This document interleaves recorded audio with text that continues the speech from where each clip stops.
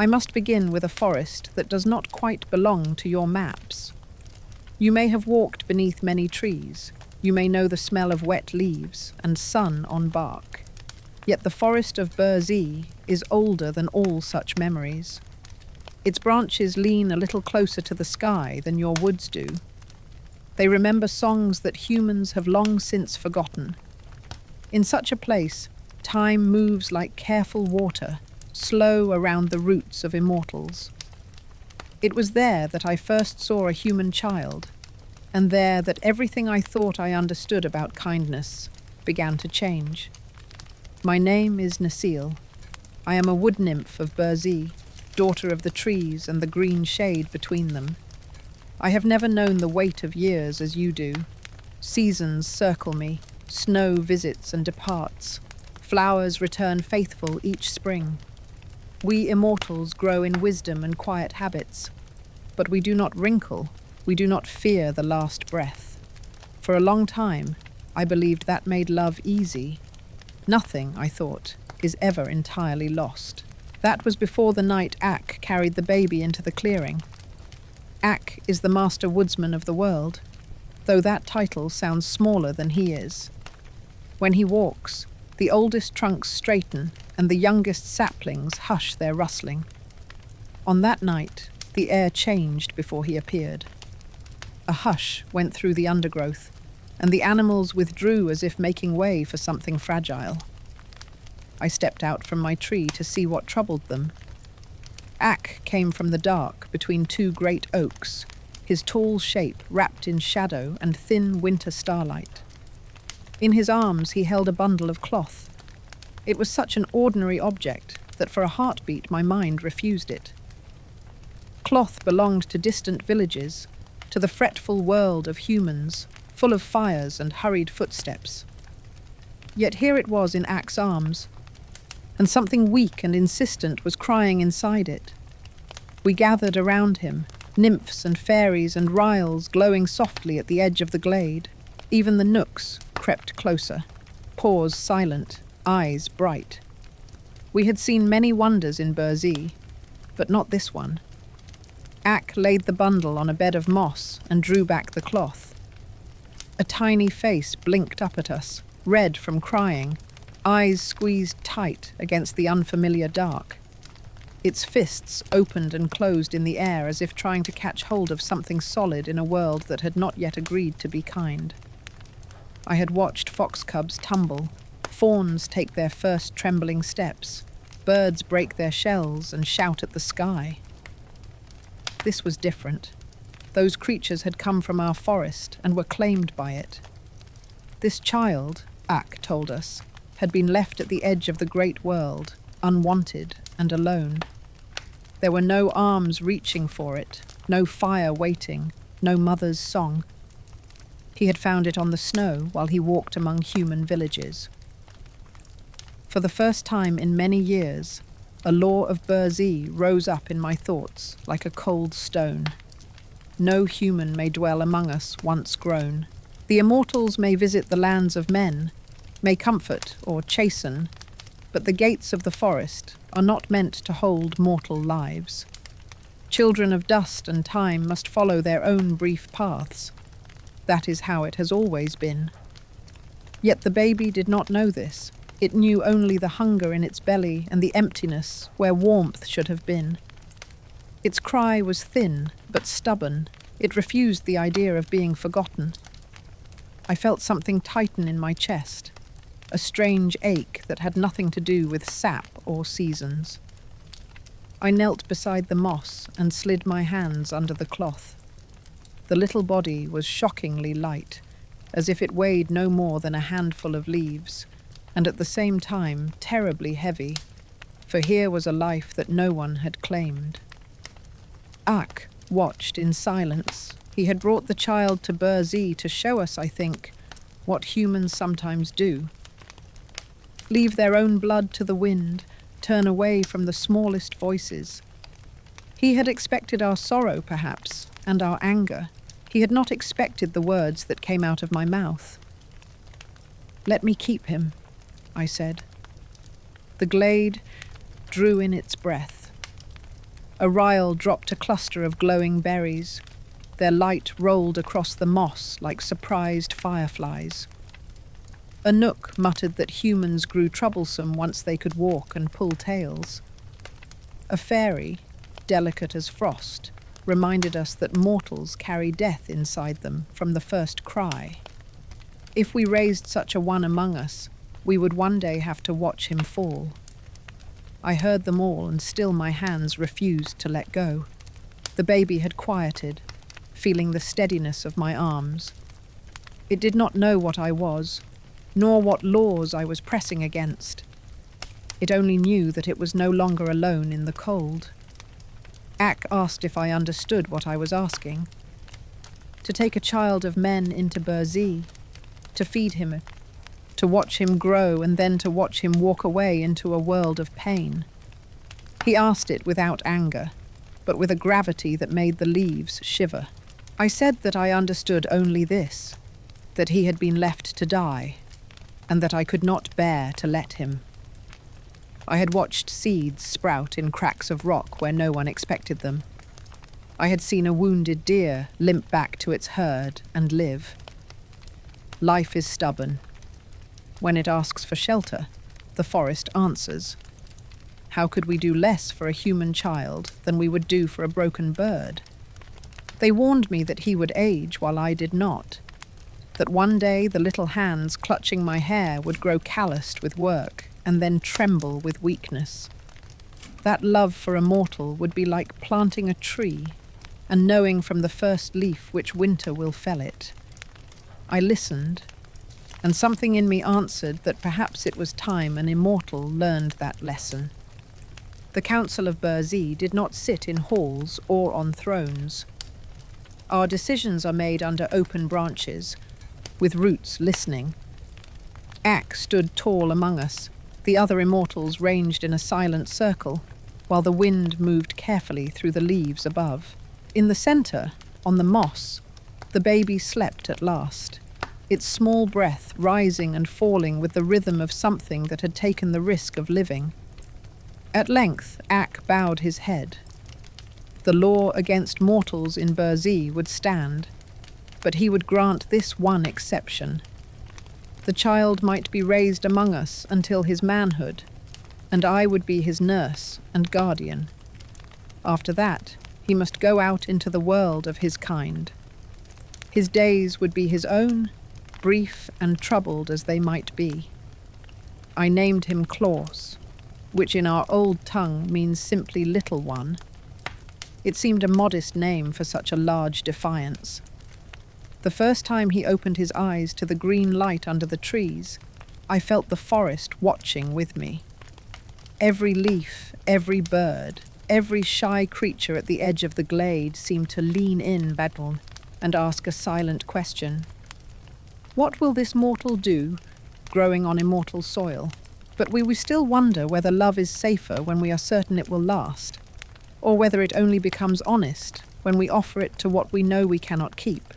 Later, when you set a child in your lap and tell a story, or when you stand by a window wondering what to do about some small, stubborn life that has wandered into your care, you are not so far from that glade in Burzee.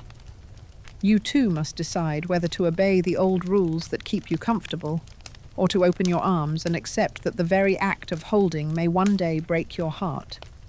There are many ways to measure a childhood. Humans use marks on door frames and shoes grown too small. In Burzee, we measured claws in rings of bark, and in the way his shadow lengthened on the moss. Each year, another pale band circled the trunks near his clearing. Another season added to the quiet account of his growing. To us, his life moved quickly. To him, it must have seemed endless, one long enchantment beneath leaves that never truly grew old. His first cradle was a basket of woven branches and soft moss. Fairies lined it with thistledown until it seemed more cloud than bed. Shiegra the lioness, who feared nothing that walked or flew, became gentle when she sniffed the child. Sometimes, when his thin wail rose for reasons I could not guess, she would roll close, and let him bury his face in her mane.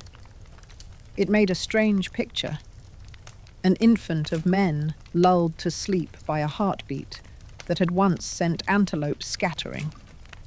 No village could have offered such a nurse, part thunder and part warmth. He learned first the language of Burzee. His earliest words were not for mother or bread, but for bird and leaf and light. I taught him to listen, for listening is older than speech. We would sit at the foot of a birch and close our eyes, and I would tell him to count the different silences, the soft hush when snow is falling far away, the thin, wary quiet when a hawk glides above, the deeper stillness when Ak passes, carrying thoughts too large for sound. Klaus learned them all and laughed when he could tell them apart. Though he was mortal, we did not keep him at the edge of our games. Reels led him along secret paths where flowers open only at noon. Nooks showed him how to approach timid deer without startling them. The fairies named herbs that soothe fevers. We nymphs taught him which roots to taste and which to leave for the trees. Sometimes he would look up at the canopy and ask if other children played beneath such branches. I knew then that he had begun to imagine a world beyond ours, though his bare feet still knew only moss and needles. He grew quickly, as humans do. One year he was light enough for me to swing him up as easily as a bundle of leaves. The next he was racing ahead of me on the paths, hair snared by sunbeams, hands scratched from climbing. He scraped his knees on roots, tumbled into streams, brought me armfuls of unhappy frogs he had tried to rescue from perfectly suitable ponds.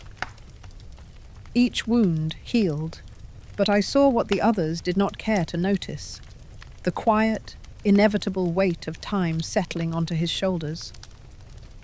The immortals of Burzee I do not count years as you do. Yet with Claus among us, we began to notice smaller measures. His hands lengthened, his voice dropped, a faint shadow of beard amused the fairies. I marked his height against a willow, and each new notch brought a pang I could not explain to any tree or star. The Nooks, who think first of the beasts, grumbled that a human boy would learn to command animals. Their complaints softened when Klaus began to help them coax stubborn bears from caves and persuade foxes to leave henhouses alone. He had a way of speaking to creatures that was part patience, part simple respect. Even those who distrusted one another learned to trust him.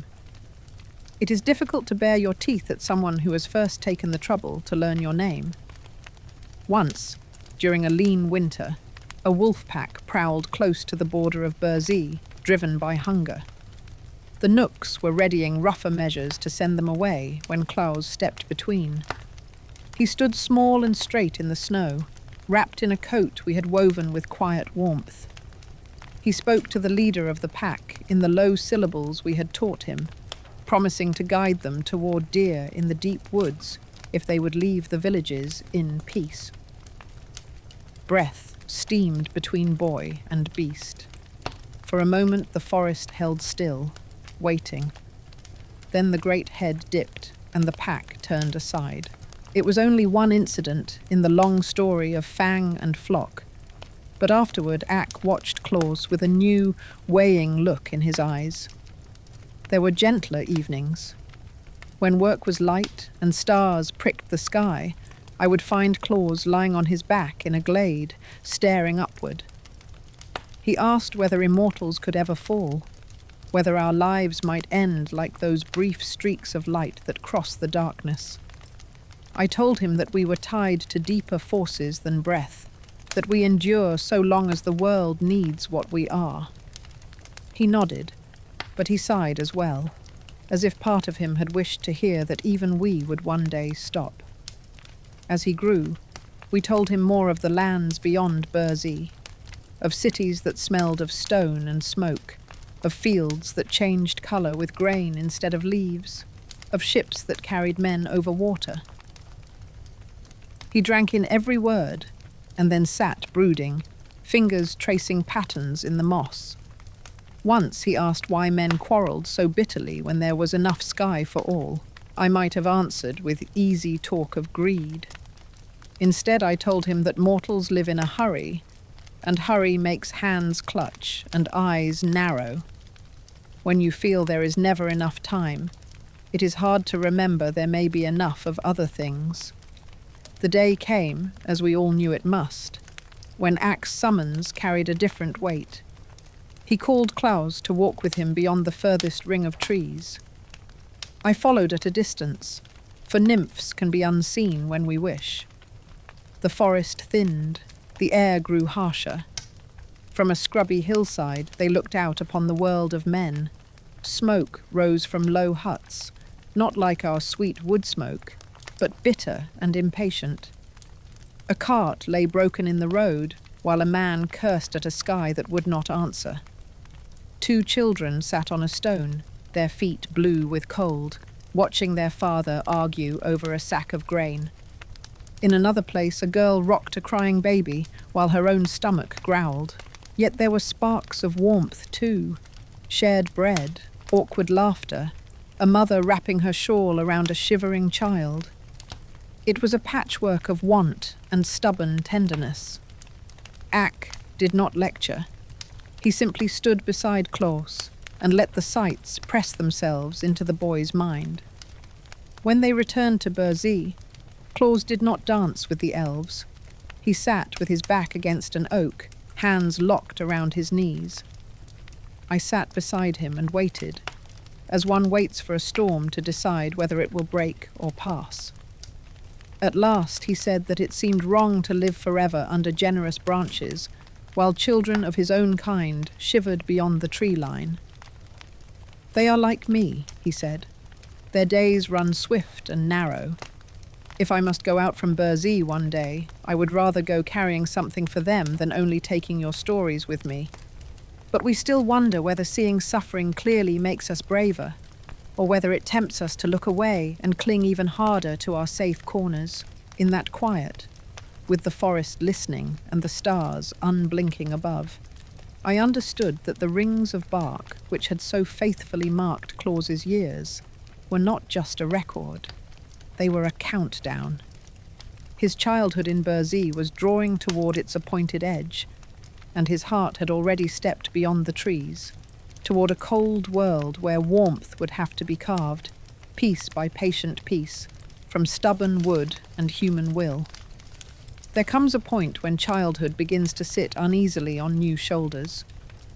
With Klaus, it showed first in the way he grew quiet at twilight. The forest light would thin to gold, and he would stand between 2 trunks, taller now than the low branches that once patted his hair, looking outward toward a world he had seen only in Ak's company. Laughter with the Ryls still came readily to him, but there was a line between his brows that had not been there before, as if some small piece of human worry had found a home in his face. We all felt the change, even before Ak spoke. The laws of Burzee had been made long ago, when the first immortals agreed that humans must walk mostly on their own earth. A mortal child might be sheltered under our leaves, but no grown man could remain among us. It was not a punishment. It was simply the recognition that paths which never end, and paths that do, cannot run together forever. Ak summoned us to the oldest tree, whose great roots spread like slow thought beneath the moss. Fairies hung in the air like pale fruit. Knooks sat in a rough circle, smelling of bark and wet fur. The Ryls glimmered in the folds between roots. I stood beside Klaus, my hand on his arm. It was an old comfort for me, but a new solemnity settled on the gesture. His arm was no longer the limb of a boy. There was strength in it now, and a readiness to carry burdens. Ak spoke simply. The years granted to our little one in Burzee had been a kindness, and he had repaid them with obedience and gentleness. Yet time had done what time always does to mortals.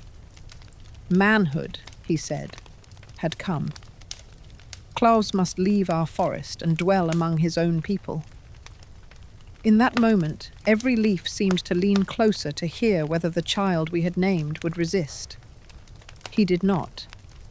He bowed his head, and for a heartbeat, he looked so much like the abandoned baby I had lifted from the moss that I had to bite back his name. When Ak asked where he wished to go, Klaus lifted his eyes and in the tongue of men asked for a place that was near enough to children to hear their voices and far enough from men's quarrels that he might work in peace. A valley, he said quietly, where laughter could grow if anyone took the trouble to plant it. Ak told him of the laughing valley of Ho-Ha-Ho, a shallow fold in the hills where once travellers had reported hearing uninvited mirth on the wind. Few went there now. The name lingered, half a joke, half a spell. If Claus wished for solitude on the edge of human life, that hollow would serve. I walked with him to the border of Burzee. The path was familiar. We had run along it in games when he was small, chasing fireflies and dodging low boughs. Now each step felt like the last bead on a string being slipped into place. Beasts came to see him off. The deer followed us a little way, twitching their ears.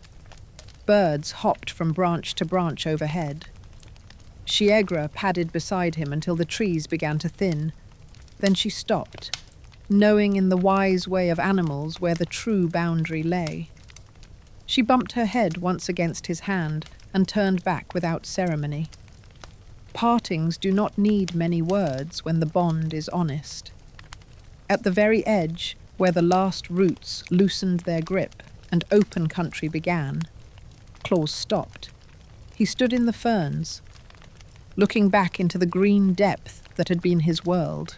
I saw the boy who had once hidden his face in my dress when thunder rolled, and I saw the man who had watched hungry children in distant villages and not turned away. It is strange, the way two selves can stand in one body for an instant before one steps aside. I told him that Burzee would not forget him. The wind would remember the feel of his running feet. The nooks would speak of the mortal who persuaded wolves with promise instead of threat. The ryls would talk of the boy who praised their smallest flowers. These were small assurances, perhaps, but it is in such threads that the forest keeps its memories. He thanked me as a nymph, and then as a man, calling me his mother of the trees.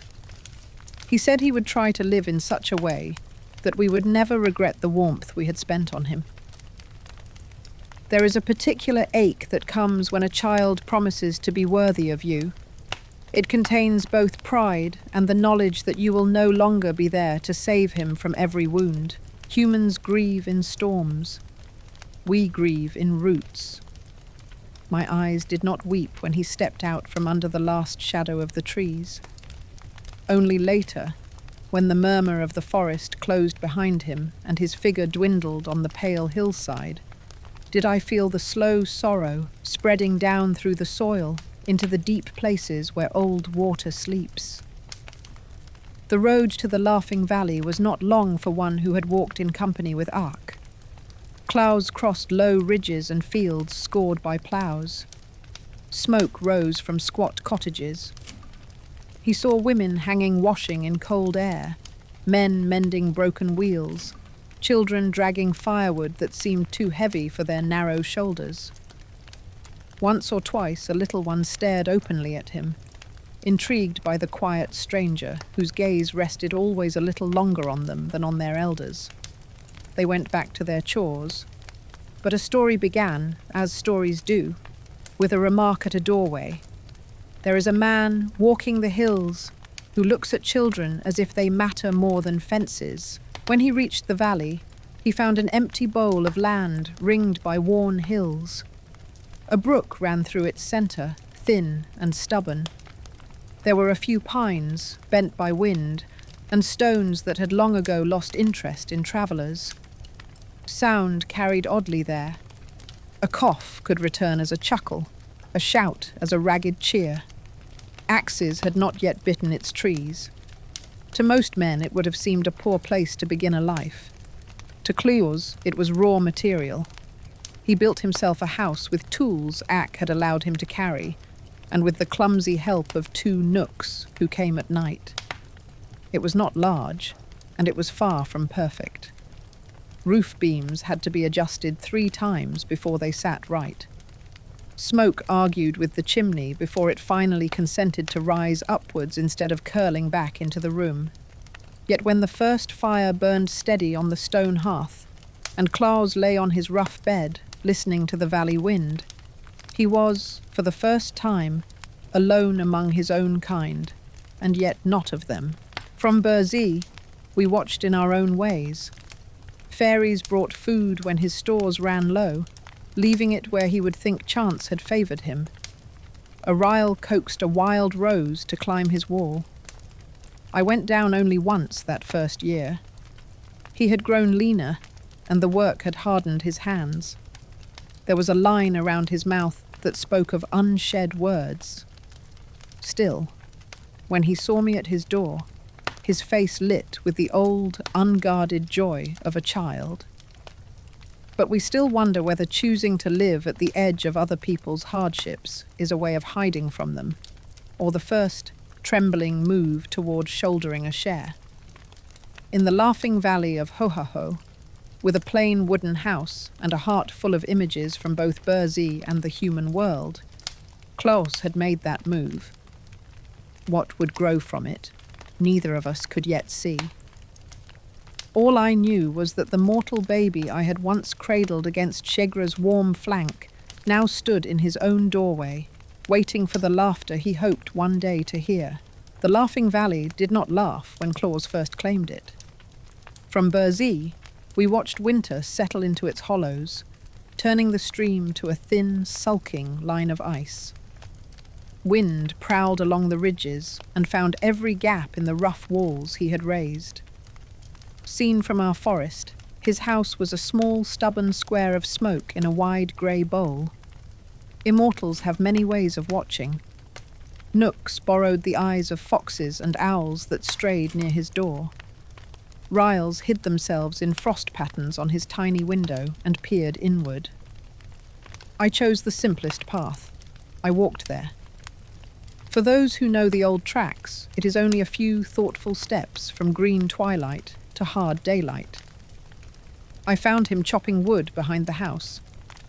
The axe seemed heavy for his hands, not because he was weak, but because I remembered those hands cradling birds and patting the flanks of nervous wolves. Now they split logs with the plain rhythm of necessity. In Burzee, a gesture to a friendly tree brings warmth. Here, warmth had to be hacked from trunks and stacked carefully, or the cold would come in and make itself at home. He greeted me as calmly as if wood nymphs visited every cottage. There was a new gravity in him, but his eyes brightened in the old way. I asked if the valley pleased him. He glanced at the bare slopes and the crooked brook, and smiled with that quiet defiance mortals use when they choose hope over evidence. "It will do," he said. "There is room here." His days were simple and very hard. He mended the roof when wind tore at it. He learnt that some patches of soil would only ever grow stones, and that others, coaxed and praised, would accept seeds.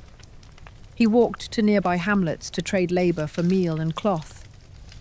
Men were distant with him. They had their own worries, and he was a stranger. Children were less cautious. They peered from behind skirts and barrels, whispering about the tall man from the hills who listened when they spoke. We helped in the quiet ways allowed to us. Fairies turned misfortune aside where they could. A dropped tool seldom broke. When he hunted, paths opened a little easier under his feet. Nooks, who had once complained about raising a human boy, now persuaded bears to ignore the curious scent of his door. Ryles hurried the growth of a thin rowan by his window so that something living would look back at him when winter grew long. Once, when his food ran low and the snow stayed longer than was convenient, A ryle coaxed green shoots to push up near his house and whispered news of fat fish into a passing kingfisher. Claus came home that day with enough to refill his cupboard. He thanked no visible creature, so he thanked the valley aloud. The wind carried his words back to Burzee, and more than one ancient trunk felt suddenly less cold. To you, such a life might seem unremarkable, yet anyone who has ever moved into a narrow room above a busy street, or a small house at the edge of a town, knows the kind of quiet courage it takes in to persuade an indifferent place to become a home. There is no applause for sweeping the same floor each day, for patching the same leaking roof, and still choosing to light a fire at dusk. Claus was learning that art, plank by plank. He did not live only for himself. On days when his own tasks could wait, he walked beyond the valley to the villages. He mended fences that leaned too far. He helped a woman carry buckets from the well when the path was icy. Once he spent half a day putting a neighbour's roof back on after a storm, accepting no pay beyond a bowl of stew and a quiet seat by the hearth. In those houses he studied children with a care that was almost a craft. He saw a boy's eyes follow a merchant's spinning top and then fall when it was packed away. He watched a girl wrap a scrap of bright cloth around a stick and rock it thoughtfully, inventing tenderness out of nothing much. He noticed how games bloomed around a hoop or a stone, and how quickly that blooming withered when some impatient hand snatched the object away. When he returned to the Laughing Valley, he often sat for a long time beside his fire without speaking. I would slip into the shadow where wall met rafters and wait. He had plenty of honest work. His house needed mending, his stores needed filling. Yet some part of him had begun to hunger for a labour that was his alone, grown not from necessity, but from the long apprenticeship he had served in Burzee to joy itself. One evening, as winter loosened its grip, I watched him take a piece of firewood from the pile and lay it across his knees. His knife moved almost idly at first, shaving slivers for kindling. Then the cuts grew more deliberate. Years of tracing the lines of bark and fur had taught his hand the language of curves. Without planning it, he began to coax a form from the wood. Slowly a small animal emerged. A back arched, a tail curled, ears pricked as if listening for an old familiar footstep. At last he held a little wooden cat, its expression full of the mild surprise that all cats wear when they are caught caring. "Blinky," he said softly, and smiled. The sound of that name bridged Burzee and the valley, for Blinky had been his companion when he was newer to solitude. He turned the figure over in his hands, testing its weight. It was nothing the world had asked him to make. No one had ordered it. No hunger would be eased by it. No roof would be mended if he made 100 more. It was simply a piece of affection made solid. You know this impulse. Perhaps you have doodled in the margin of a dull page, and only later noticed that the lines form the face of someone you love. Perhaps your hands have shaped dough or earth or words into something that has no purpose except to please another pair of eyes. Such moments seldom feel important when they happen. They pass like a sigh. But we still wonder whether these small, almost accidental creations are in fact the first clear signatures of what our lives mean to become. That night, Claus set the little cat on the hearthstone and watched it as the fire died down. Outside, the valley lay quiet, snow sinking softly in the thaw. He did not yet know for whom he had carved that toy. Somewhere beyond the hills, a child was already beginning to walk toward his story, clutching a blanket against the cold. The Laughing Valley still held its breath, waiting for a reason to live up to its name. In Claus's house, on a rough shelf beside the ashes, The first reason had just opened its carved eyes. The little wooden cat sat on Claus's hearthstone for several days before it found its true owner. In that time, the house learned its shape. Morning light touched its back. Smoke curled around its ears. When he rose from sleep, Claus's eyes went first to that small figure, as if to reassure himself that something in the room had not changed overnight. It was, after all, the first thing he had made that did not immediately vanish into the ordinary work of survival. I watched him grow used to its presence. When he came in wet and tired from cutting wood, his hand would brush the cat as he passed, a fleeting gesture of acknowledgement. Sometimes, while his pot simmered over the fire, he took it up again, smoothing a rough edge here, deepening a curve there, as if a part of him could not quite stop improving it. It was as though some thread from Burzee had been caught in the grain of that wood, and touching it reminded him of the green shade and the easy laughter he had left behind. The valley was softening under the first hints of spring when the toy finally left the mantle. Snow retreated to the shadows. Paths to the nearby hamlets grew passable. One morning, Claus shouldered a bundle of firewood and set out to trade it for meal. I went with him, moving unseen between the rocks and low bushes. Old habits die slowly, even for immortals. When you have watched a child take his first step, you tend to follow his later steps a little farther than is strictly necessary. The village nearest the Laughing Valley was a thin scattering of houses clinging to the road. Smoke leaked from crooked chimneys. Chickens scratched in yards that were more mud than grass. Men and women moved about their tasks with that particular heaviness that comes from long winters and short harvests. They were not unkind, but they were tired, which often amounts to the same thing when strangers come knocking. Claus bartered his bundle at a small cottage where the door hung slightly askew. A woman with a scarf tied over her hair opened to him, wiping her hands on her apron. Behind her, in the gloom of the single room, a child peered out from beside a table leg. He was perhaps 5 or 6 winters old, thin as a sapling, with eyes too serious for such a small face. His name, I later learned, was Wickham. While his mother and Claus agreed on the worth of wood and flour, Wickham's gaze drifted to something under Claus's arm. When he had left the valley, almost as an afterthought, Claus had tucked the wooden cat into his belt. Perhaps he meant it as a reminder, perhaps as company. Now, in the close air of the cottage, the little figure seemed to catch what light there was and hold it. The boy's eyes widened.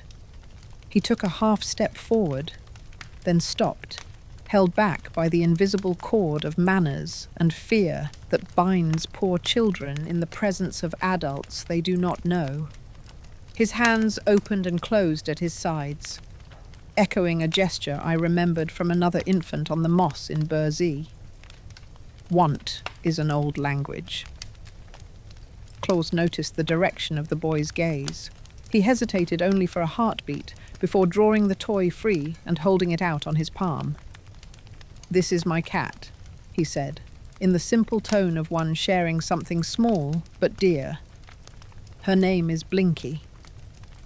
Wickham approached as one might approach a wild bird. His mother murmured that he must not trouble the gentleman, but Claus shook his head gently. The boy's fingers closed around the cat with exquisite care, as if he feared it might vanish if he held it too firmly. For a moment, he simply stared, drinking in every carved curve, every suggestion of fur and whisker. Then, as if some inner dam had broken, he smiled. It was not a polite smile, not the quick, nervous stretch of lips children use to earn favor. It was a smile that reached all the way to his eyes, and then beyond them, lighting his whole small frame from within. The toy had given him nothing practical. No bread, no warmth, no new boots, What it had given him was the proof that something beautiful and entirely unnecessary could be placed in his hands simply because someone had thought of him. The change in the room was almost physical. The cramped walls did not grow wider, but they felt less close. The woman's shoulders dropped a fraction, as if some weight she had grown used to shifted. Her eyes softened when she saw her son run his thumb along the cat's back. One small object had tipped the balance of that poor cottage from mere survival towards something like joy. Claus watched this with a stillness I recognized. It was the stillness that used to come over him in Burzee, when he saw a wounded animal accept water from his hand. He was not thinking then about the cleverness of his carving. He was witnessing, as any craftsman does at least once, the moment when something that began as an idle movement of his fingers revealed itself as a bridge between lives. When he rose to go, Wickham looked up anxiously, toy clutched tight, as if fearing it would be reclaimed. Claus smiled and placed his hand lightly on the boy's head. "It is yours," he said. "Keep her. Let her remind you that someone far away in a valley thinks of you." The boy's mother protested that they had nothing to give in return. Claus answered that he had needed the wood, and she had given him meal, and that the cat had asked for a child to watch over. It was not exactly an answer, but it was enough. Gratitude sat awkwardly on the woman's face, unused to such transactions. Still, when Claus stepped back into the cold air, her thank you followed him out like a small, brave bird. We walked home together, though he could not see me. His pace was slower than before, not from weariness, but from a kind of thoughtful astonishment. More than once he lifted his empty hand, as if expecting to feel the weight of the cat again, then closed it around nothing and smiled to himself. That night, by his fire, he took another piece of wood from the pile. His knife moved with more purpose now. He did not yet know which child would receive this next creation, only that there must be one. The valley had still not lived up to its name, but a laugh had been born that day in a small house, and it had been coaxed forth by something he had made. But we still wonder whether our first acts of generosity shape us more than they shape those who receive them, or whether the real gift lies not in the object given, but in the new pattern laid quietly upon our own hearts. In the laughing valley, as the wind folded itself around the little house, Claus's world tilted. He had found work that did not end when the roof was sound and the cupboard full.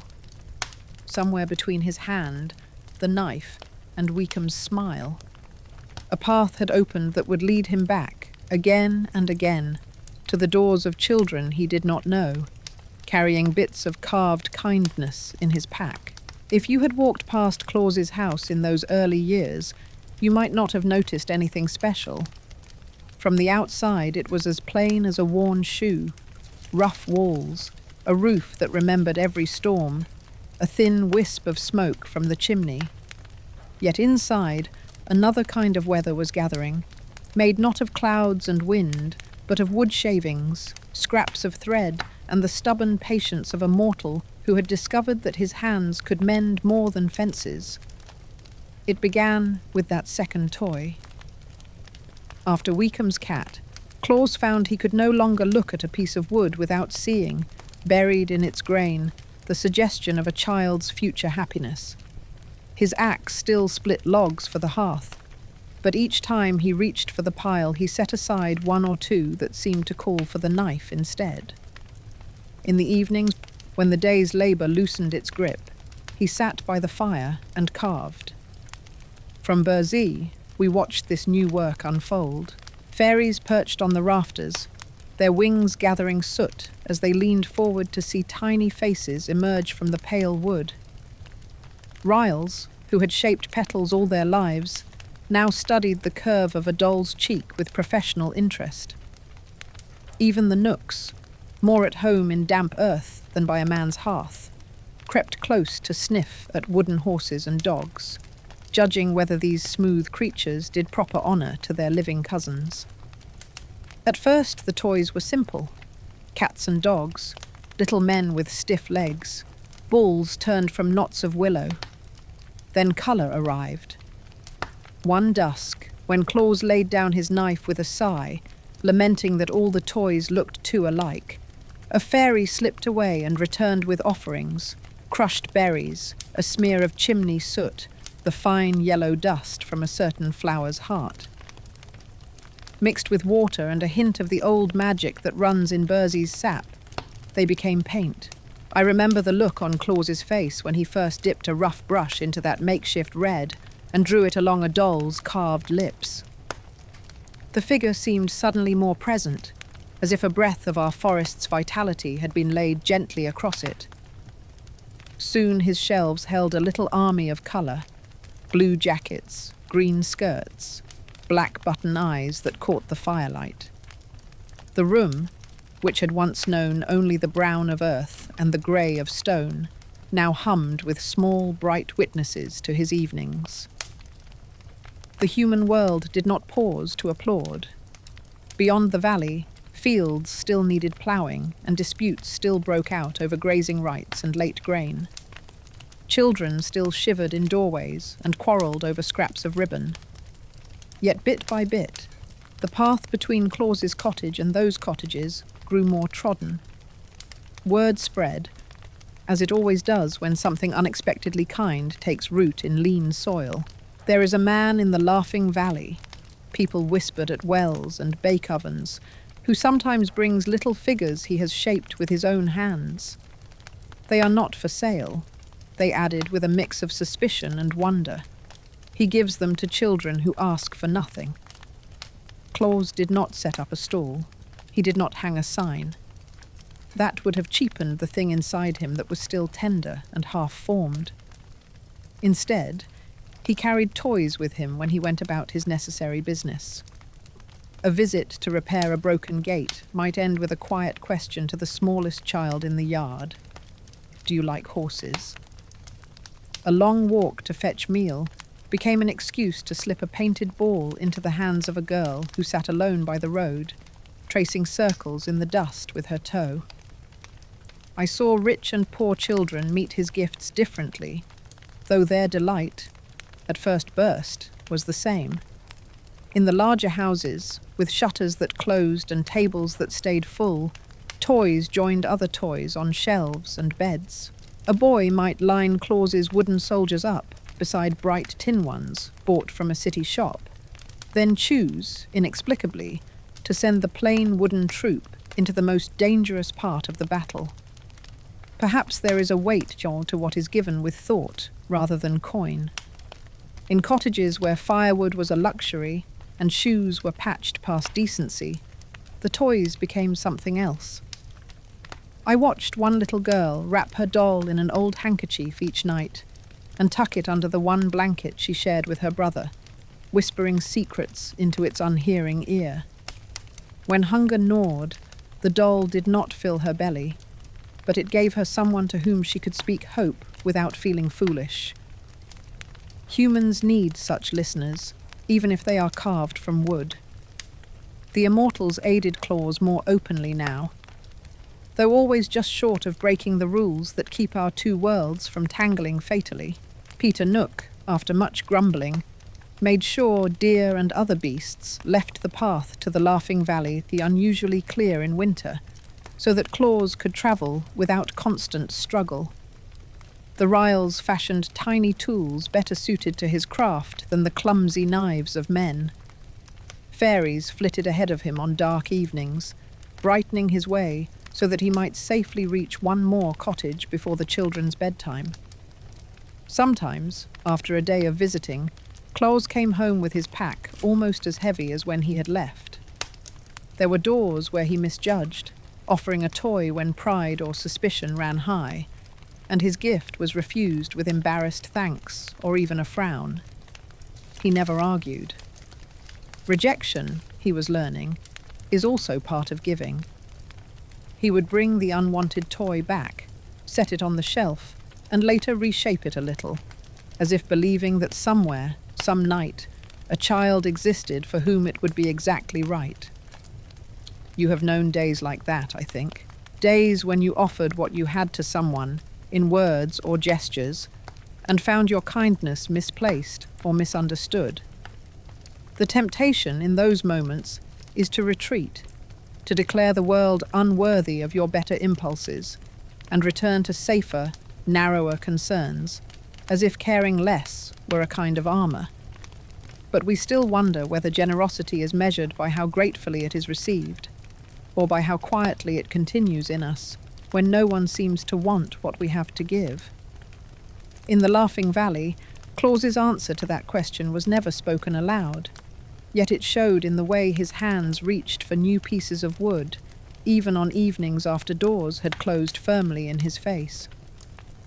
The pile of toys in his cottage grew faster than he could carry them away. That might have seemed a problem to him. To us in Burzee, it looked very much like a calling finding its full shape, a human life turning into a workshop, where the raw materials were not only wood and paint, but also all the patient watching he had done of children's wants and hurts. Soon, we knew, the valley would have to laugh, not because the world beyond its hills had become less hard, but because one mortal had decided that, in the face of such hardness, the making of joy was labor enough for a lifetime.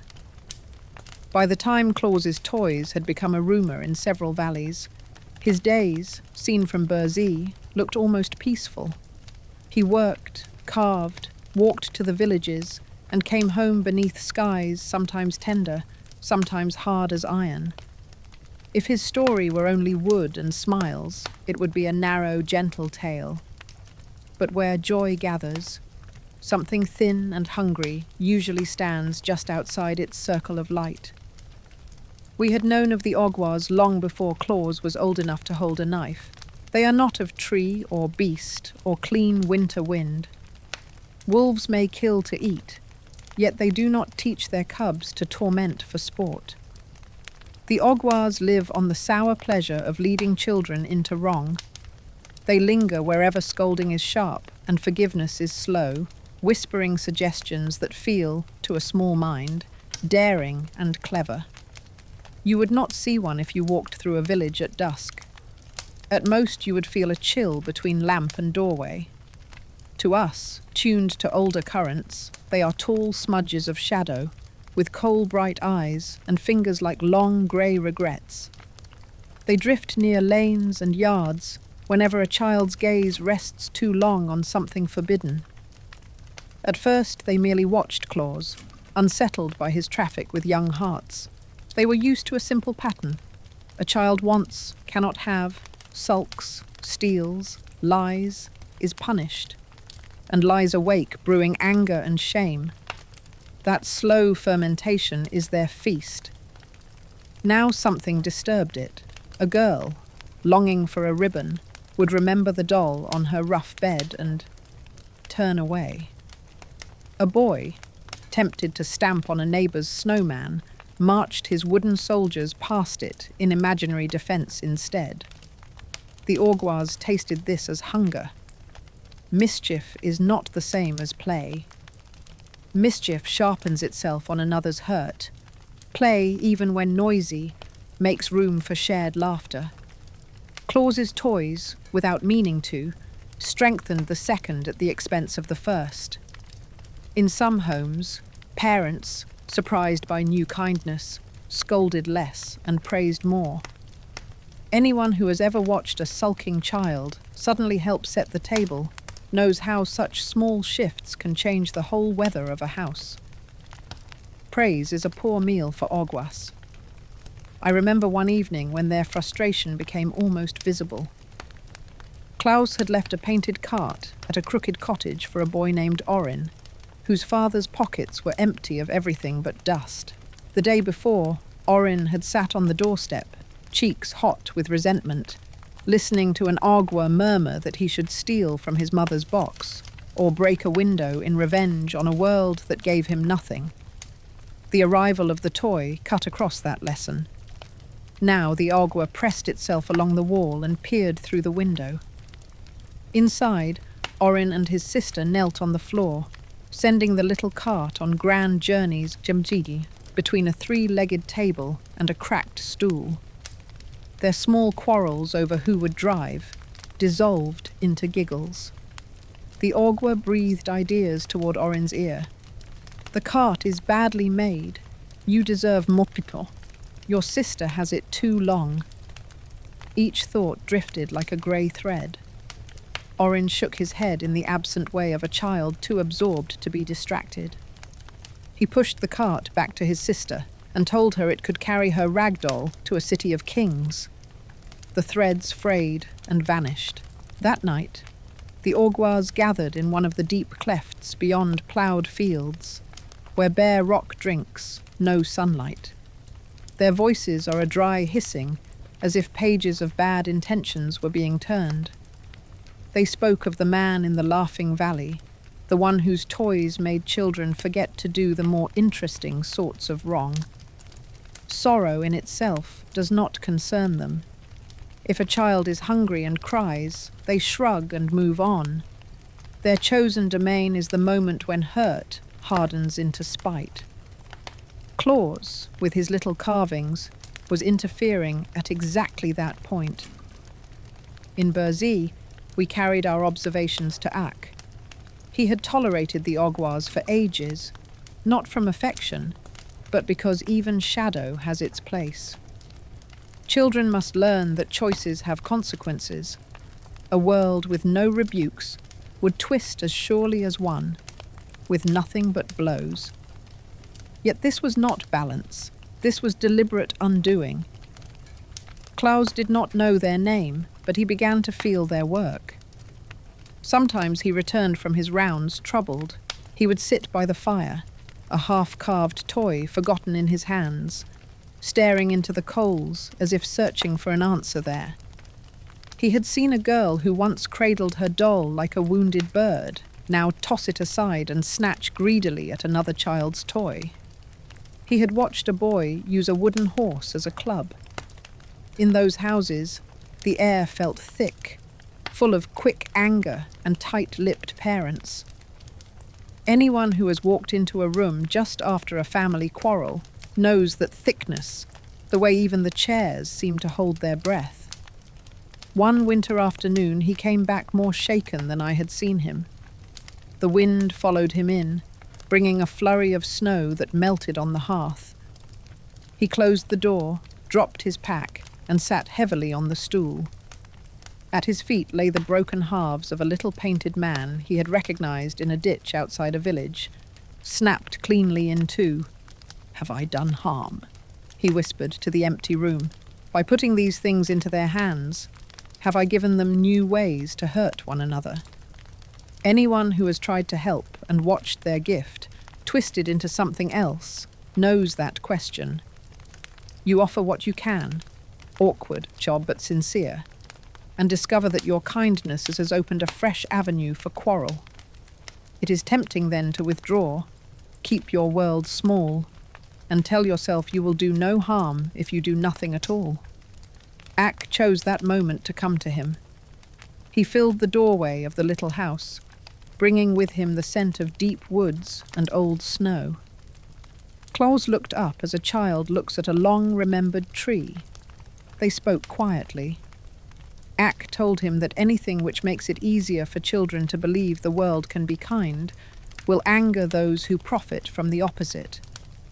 He did not speak the Ogwa's name, but he described the shadows that whisper discouragement and would rather see small hurts multiplied than healed. Stopping, he said, would please them greatly. Continuing would displease them. Claus, still turning the broken toy in his fingers, asked if one man's resolve could matter against such beings. He was, after all, only a mortal in a cold valley with a heap of wood and a few pots of paint. Ak almost smiled. "In Burzee," he said, "we have seen a single rock hold a landslide long enough for a village to wake and run. We have seen a sapling, planted on a whim, keep a hillside from slipping into the sea. Do you truly believe a heart that refuses to yield makes no difference? But we still wonder whether it is better to do a small, visible good and draw the anger of those who would keep everything bleak, or to remain politely harmless while the aguas of this world go on unchallenged. Claus listened, shoulders bowed, then slowly straightened. He set the broken toy aside and reached for a fresh piece of wood. His hands were not quite steady, yet they moved. Outside, in their hollow, the augurs hissed and began to plan ways to steal his toys and block his path. Inside, by a modest fire, one man decided that the risk of doing nothing felt heavier than the risk of going on. It was, though he did not know it, the sort of choice on which not only children's nights, but whole midwinters can quietly turn. The augurs rarely act openly at first. They prefer small interferences, like pebbles flicked quietly into the paths of children. A hidden stone can turn a careless step into a fall, and the fall into an angry quarrel. For a time they were content to work in this way against Claus. They whispered sharper words into the ears of mothers who already felt overburdened, so that gratitude curdled on the tongue and became suspicious questions. They breathed envy into the hearts of children, so that the sight of a neighbour's new toy stung more than it might have done. Then they began to take what he had made. From my watch among the trees, I saw the pattern spread. Claus would trudge home through the snow with his pack lighter, his face carrying that particular tiredness that comes from a day of small successes. Behind him, invisible to human eyes, augurs slipped from hedges and ditches. They reached into windows where sleeping children dreamed of wooden cats and scarlet balls and stole those dreams, turning them back into bare shelves and empty hands.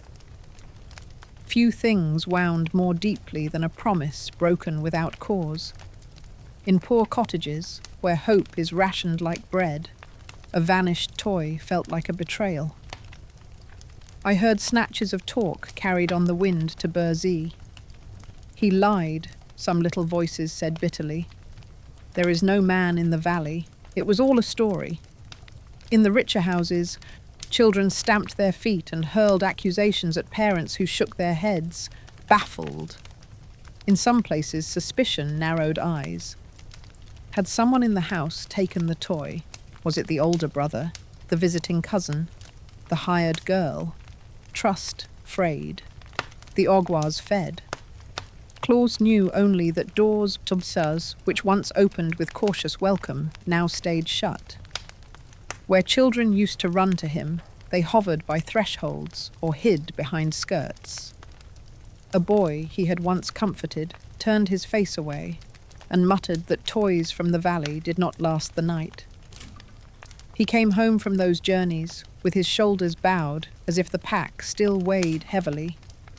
The shelves in his cottage remained crowded with new carvings. His real burden was the thought that he had, without meaning to, made the world seem more treacherous to the very ones he hoped to reassure. I carried this news back to Wake. It is not in my nature to seek conflict. Wood nymphs prefer growth to breaking. We coax saplings into straighter paths and smooth bark where storms have bitten. Yet watching Claus's work undone in such a sly way stirred a sharper feeling than sorrow in me. It is one thing for hardship to come openly, as winter does, pressing hunger and cold. It is another for malice to steal what little warmth a mortal has managed to kindle. Ak listened without interrupting. The lines of his face deepened, not in anger, but in the serious attention he reserves for matters that touch the balance of many lives. When I had finished, he nodded once and sent a thought out through Burzee. It ran along roots and through branches, across streams and under stones. All who are counted among the immortals felt it and turned their steps toward the great clearing. When we gather, there are no trumpets, no carved thrones. The forest itself is our hall. On that day, the trees around the clearing stood very straight, their bare branches reaching up like witnesses called to speak. The air smelled of snow and distant smoke. Fairies lit the spaces between trunks with their gentle glow. Knooks came in animal form, padding or fluttering to their places. The riles arrived as faint colours woven into the mist. Ak stood at the centre and spoke of the Ogwa's work. He told of toys snatched from sleeping hands, of trust soured and laughter turned thin. He reminded us that we had long tolerated the shadows at the edge of play, accepting that some mischief sharpens a child's wits. But, he said, there is a line between mischief that teaches and malice that only wounds. Claus's efforts to tip lives toward kindness had been met not with simple resistance, but with an organized theft of joy itself. The forest murmured. We immortals are not quick to wrath, but we are shepherds of patterns older than any one winter. When someone begins to unweave those patterns for mere pleasure in spoiling, we must answer. Ak declared that the Ogwas had set themselves not merely against a man, but against the right of children to trust that kindness, once given, will endure at least the span of a night. For that, he said, they would be given a chance to amend their ways. Failing that, they would be removed. He went alone first, walking out beyond ploughed fields to the dark ravines where the Ogwas coil. I followed at a distance, unseen. Some bonds are hard to loosen. When he called them, they came, drawn by the authority in his voice. They gathered along the rock walls like stains, their eyes burning faintly. Ak offered them a choice. Leave Claus's work untouched, he said.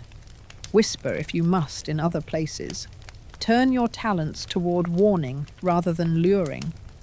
There is mischief enough in the world without your hands upon the toys of the man in the valley. They answered with laughter that scraped like dry twigs. Humans, they said, are easiest to hurt when they are newly hopeful. Before Claus came, children expected little and were seldom disappointed. Now they wait for toys from the hills. When those toys vanish, their grief is thinner and sharper, more delicious to drink. They would not give up such sport for the preferences of the forest. I saw then that they had grown drunk on their successes. They no longer saw children as struggling minds to be nudged this way or that, but as vessels for their own hunger. Negotiation had ended. Ake's face did not change, but the air around him deepened. He turned and walked back toward Burzee. When he stepped into the clearing again, his voice carried a different weight. The Ogwas have chosen, he said. Now we must choose also. What followed was not a council of debate, but of commitment. Bo, the master mariner, rose like a wave at the edge of the glade, promising that water would fight beside wood. Kern, who watches over fields, clenched hands roughened by centuries of planting and reaping, and agreed that no soil that nourishes children would shelter Agua feet. The Riles pledged light. The Knooks offered tooth and claw, their animal allies restless at the thought of children frightened without cause. War among immortals is not like the wars of men. There are no banners, no drums. The battlefield is the shape of the world itself. Yet on the day we went out against the Ogwas and their allies, the sky over certain hills felt strangely hollow, as if it too had drawn a breath and was waiting. The Ogwas did not come alone. They called to other dark things that resent the warmth of fires and the sound of lullabies. Giants from far Tatari strode, shaking stones from their shoulders. Guzzle goblins, all knotted knees and cruel fingers, crept along ravine edges.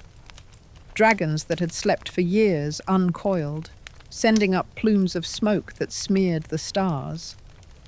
We met them on open ground where no mortal plough ever cut. Trees bent back to make a ring. Snow lay unmarked, a blank page about to be written on. For a moment there was a silence so complete that I could hear my own sap moving. Then the fight joined. Do not picture it as a tangle of claws and teeth only. Think instead of forces arguing with one another in a language older than words. When an ogre lunged at a reel, it was shadow trying to smother colour. When a dragon roared at a fairy host, it was sheer, scorched will attempting to burn through gentler persistence. Against them we set roots that would not yield, branches that bent and sprang back, water that put out fire and then flowed on. The giants swung their clubs and found them caught in vines that thickened as they struggled. Goblins tried to leap, only to land in drifts that swallowed them like forgiving hands turning away a blow. Dragons drove forward and met curtains of rain called down by bow, their breath hissing harmlessly into steam. As for the Orgwars, they discovered that when all the immortals turn their attention to protecting a single kind of moment in the lives of children, the moment when a gift is held and trusted, there is little room left for malice to perch. Ek struck them not with fists, but with a banishment. He named the places where they would no longer be allowed to walk, and sealed those boundaries with the memory of our stand. By the time the sky began to pale, the field was empty of their thin shapes. The dragons sulked back to deep caves, scorched pride stinging more than any wound. Goblins and giants slunk away, muttering. The snow lay trampled but not stained. We had not unmade them entirely. That is not our way. But we had broken their delight in stealing Claus's work. The path between his cottage and the children's beds now ran under our explicit protection. But we still wonder whether any victory against such shadows is ever complete, or whether they simply find quieter corners to haunt, waiting for new cracks in human trust. Klaus slept through that battle. Head bowed on his work table, fingers still curled around a half-painted toy, he woke near dawn, to the pale light and an odd sense of ease, knowing nothing of giants or dragons. All he knew was that, in the weeks that followed, toys stayed where he left them. Children's eyes, once wary, brightened again when he came up the path. The world had not become gentle overnight, but a small unfairness had been mended. In Burzee, we watched him carry his pack with lighter steps. It comforted us to see that a single mortal, carving in a cold valley, now had behind him not only one wood nymph's stubborn love, but the full, quiet strength of the immortals, who had decided that his work was worth fighting for. After the battle with the Orgwars, the world did not suddenly become a meadow. Men still quarrelled over boundaries, winters still took liberties with old bones, and hunger was never far from the doors of the poor.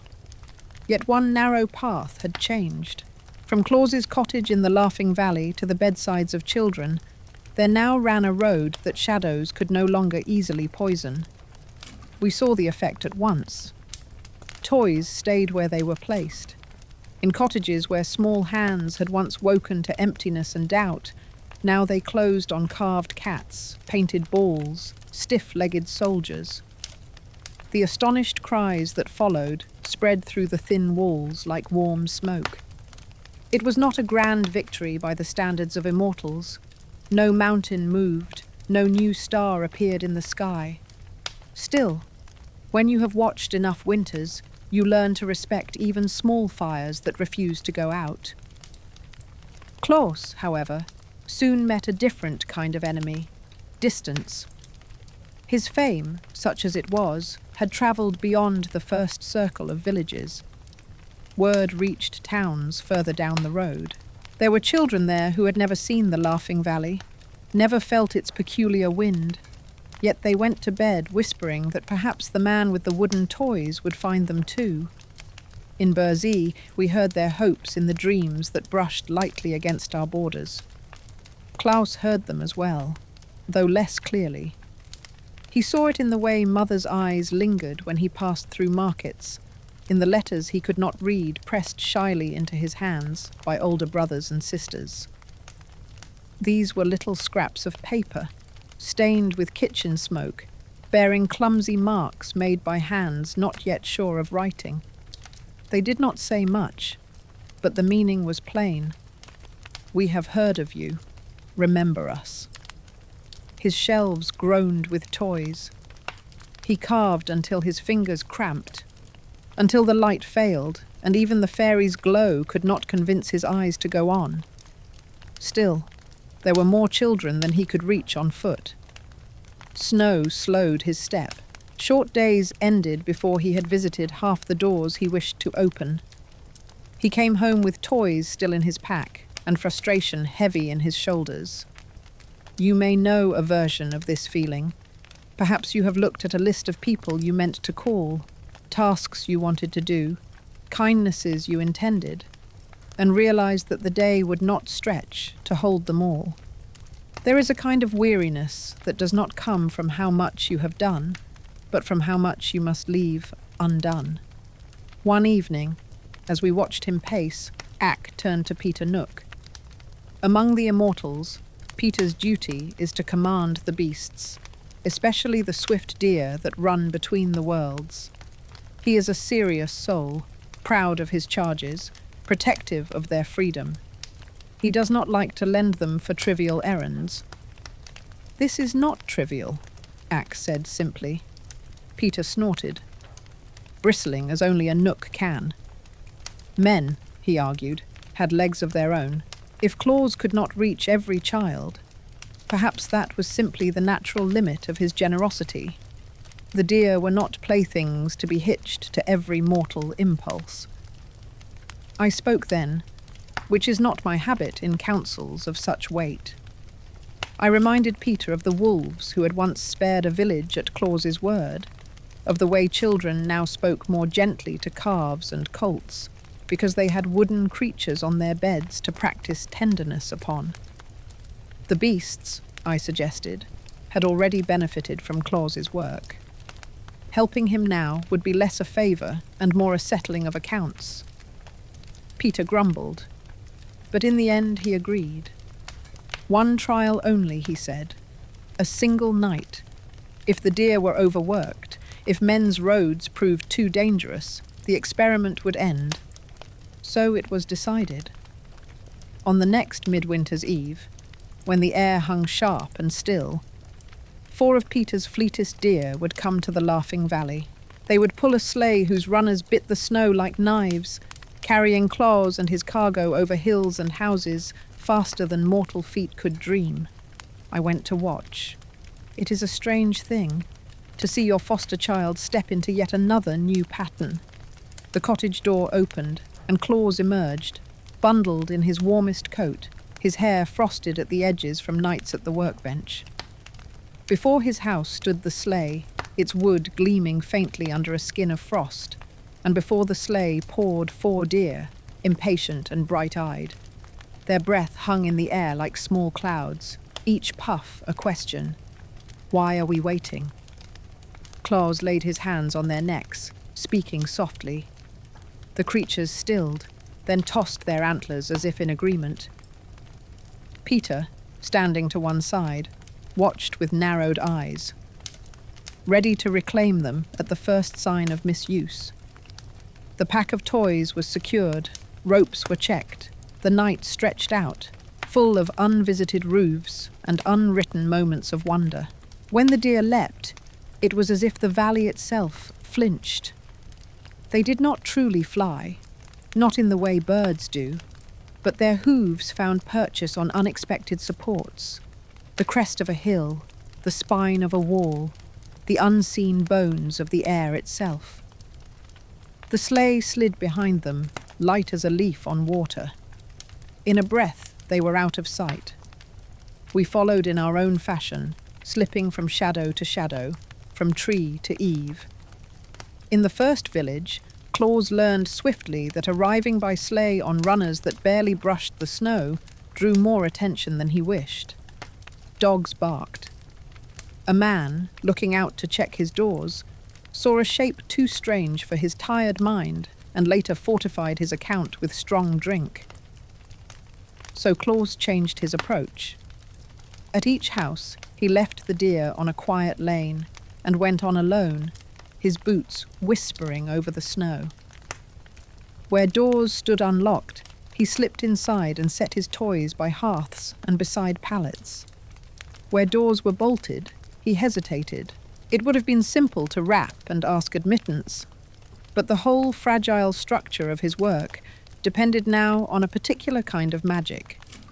Children must wake to gifts they had not seen delivered, so that the world would seem, for one morning at least, capable of quiet surprises. At one such house, he noticed stockings hung by the fire, drying after a hard day's wear. They were small and worn, each one bearing the rough darns of many mendings. An idea came to him. Instead of placing the toys in plain sight, he tucked them into the stockings, where little feet would one day return. The sight pleased him. It was as if the gifts had already found their rightful home. Later, when we in Burzee heard children's squeals at finding not only warm socks, but treasures tucked inside, we understood that a new custom had been born almost by accident. The way many of your best habits are. In poorer huts with no fireplace, only a stove or a bare corner, he had to improvise. Once, finding no safe place inside to leave a toy, he hung it on a low branch of a tree outside the door, trusting that early rising eyes would see it. In time, that simple act would grow into another tradition, of trees dressed with lights and baubles, rooms remade into brief forests of memory. That night, it was only a practical solution in a cramped space. The hours slipped by. The deer proved tireless, their hooves tapping out a rhythm on rooftops as Claus moved from house to house, leaving small proofs of unearned kindness. The moon fell westward, stars wheeled. In Burzee we felt the strain begin to tug at the deer's strength. They are bound to certain laws. No creature, however fleet, can run unchecked between night and day. At last a pale thread of dawn appeared on the horizon. Claus, still with toys in his pack, urged the deer on toward one last cluster of cottages. He did not see Peter standing, arms folded, in a fold of shadow, counting the minutes until the first sunray would touch the hills. To nooks, bargains are serious things. The deer had been lent for the night, not the morning. They reached the valley edge just as the first light spilled over it. The deer stumbled to a halt, tossing their heads in confusion as day's rules reasserted themselves. Claus, breathless and apologetic, slid from the sleigh. Peter strode forward, bristling. He spoke sternly of promises and limits, of the need to respect the rhythms that keep beasts sane. Claus listened without protest. He was mortified at having driven the deer so long. He would not, he said, ask such a favor again if it threatened their well-being. In his pack, the last toys rattled softly, unsurrendered yet. Ak intervened then. Stepping between mortal and nook, he proposed a compromise. The deer would not be summoned for every journey. They would not be yoked to every small wish, but there would be one night each year, a single sacred span of darkness, when they might, with Peter's blessing, bear claws swiftly across snow and roof, so that no child who waited with an honest heart would be entirely forgotten. Peter considered. To grant such a thing was to mark that night in the very bones of the world. Yet he had seen, as we all had, what Claus's work had begun to do. At last he nodded, though he insisted on conditions. The harnesses must be light, the loads carefully planned, and the deer given honor and rest when their task was done. But we still wonder whether it is wise to hinge so much hope on a single night, or whether the true strength of such a story lies in how it makes people kinder to one another on all the ordinary mornings that follow. Claus returned to his cottage exhausted. His beard rimed with frost, his hands raw from rope and chimney soot. On his shelves, only a few toys remained. Beyond his window, in scattered cottages and town rooms, children were waking to stockings unexpectedly heavy, to trees that seemed to have grown fruit overnight. He did not see their faces, but he felt, in the deep place where work and purpose meet, that something had shifted. From that year on, the deer would wait for him whenever midwinter came round, and the sky darkened in that particular, expectant way. The night of quiet roofs and secret footsteps had acquired its shape. A man in a small house in a valley had, with the reluctant help of beasts and the grudging respect of nooks, begun to keep an appointment with the hearts of children that would, in time, be called by many names. With each passing winter, the journey that had begun as an experiment became a pattern. That, I have learned, is how humans make miracles bearable. They turn them into routines. Claus did not think of it that way, of course. To him, each midwinter's night was still a race against dawn, a long conversation with locked doors and sleeping faces. Yet from Burzee, where our own days move like slow water, we could see the shape hardening. What had once been a single night of boldness was becoming an appointment the world quietly expected him to keep. He prepared more carefully now. In the weeks before the appointed night, his cottage looked like the inside of a well-stocked dream. Toys crowded every shelf and beam. Dolls sat in rows, their painted eyes turned toward the door as if waiting to be chosen. Wooden horses lined up nose to tail. Balls, tops, whisks, and whistles filled baskets. Fairies flitted between them, checking paint, mending a smudge here, a crack there. Even the nooks admitted, though loudly denying it afterward, that the animals Claus carved had begun to look almost as lively as the real thing. We brought him help beyond colour and tools. Ack gave him a map that was not drawn on parchment, but in his mind, a sense of where children clustered, where hardship pinched hardest, where new houses had sprung up since last winter. When Claus closed his eyes and thought of a valley or a street, that inner map would unfold before him like branches in spring, each dwelling a small bud of possibility. He could not visit them all, but he could at least choose his path with more wisdom. The sleigh became more than a simple cart on runners. The Queen of the Fairies wove a robe of deep red for Claus, lined with fur, to guard him from the highest, sharpest winds. It was not splendour for its own sake.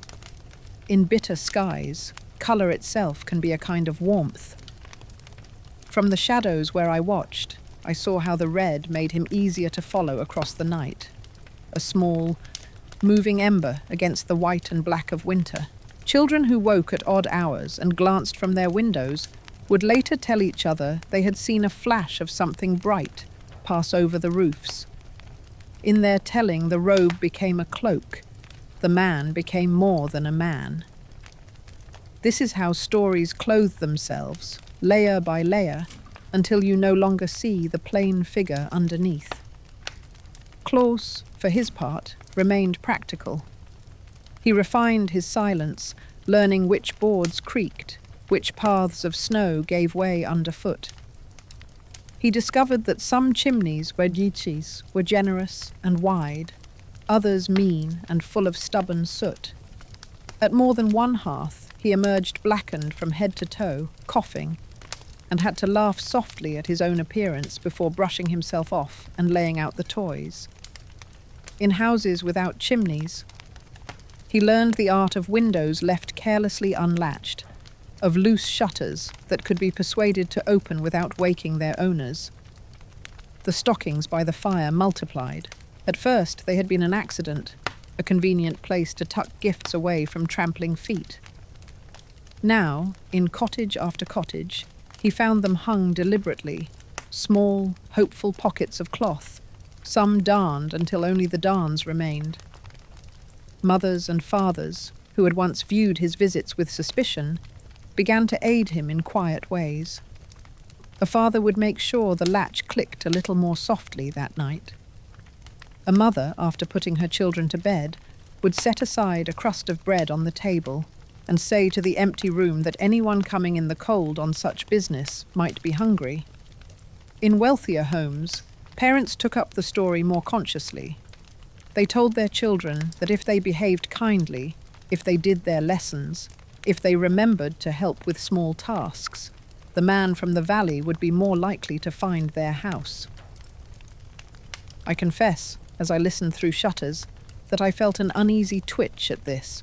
They were tying Claus's free gift to obedience, turning it into a sort of bargain. Yet I also saw that some children, trying hard to be gentle with their sisters or to speak truthfully, grew in ways that pleased us. Motives are rarely perfect. Sometimes a child begins by doing right for the wrong reason and ends by liking the rightness for its own sake. Some children tried to see him. This amused the fairies and made the deer restless.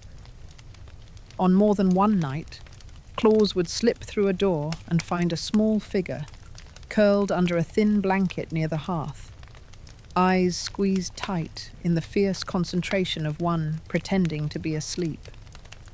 He would stand for a moment, listening to the quick, eager breathing, and then move as softly as any shadow, setting the toys in their places.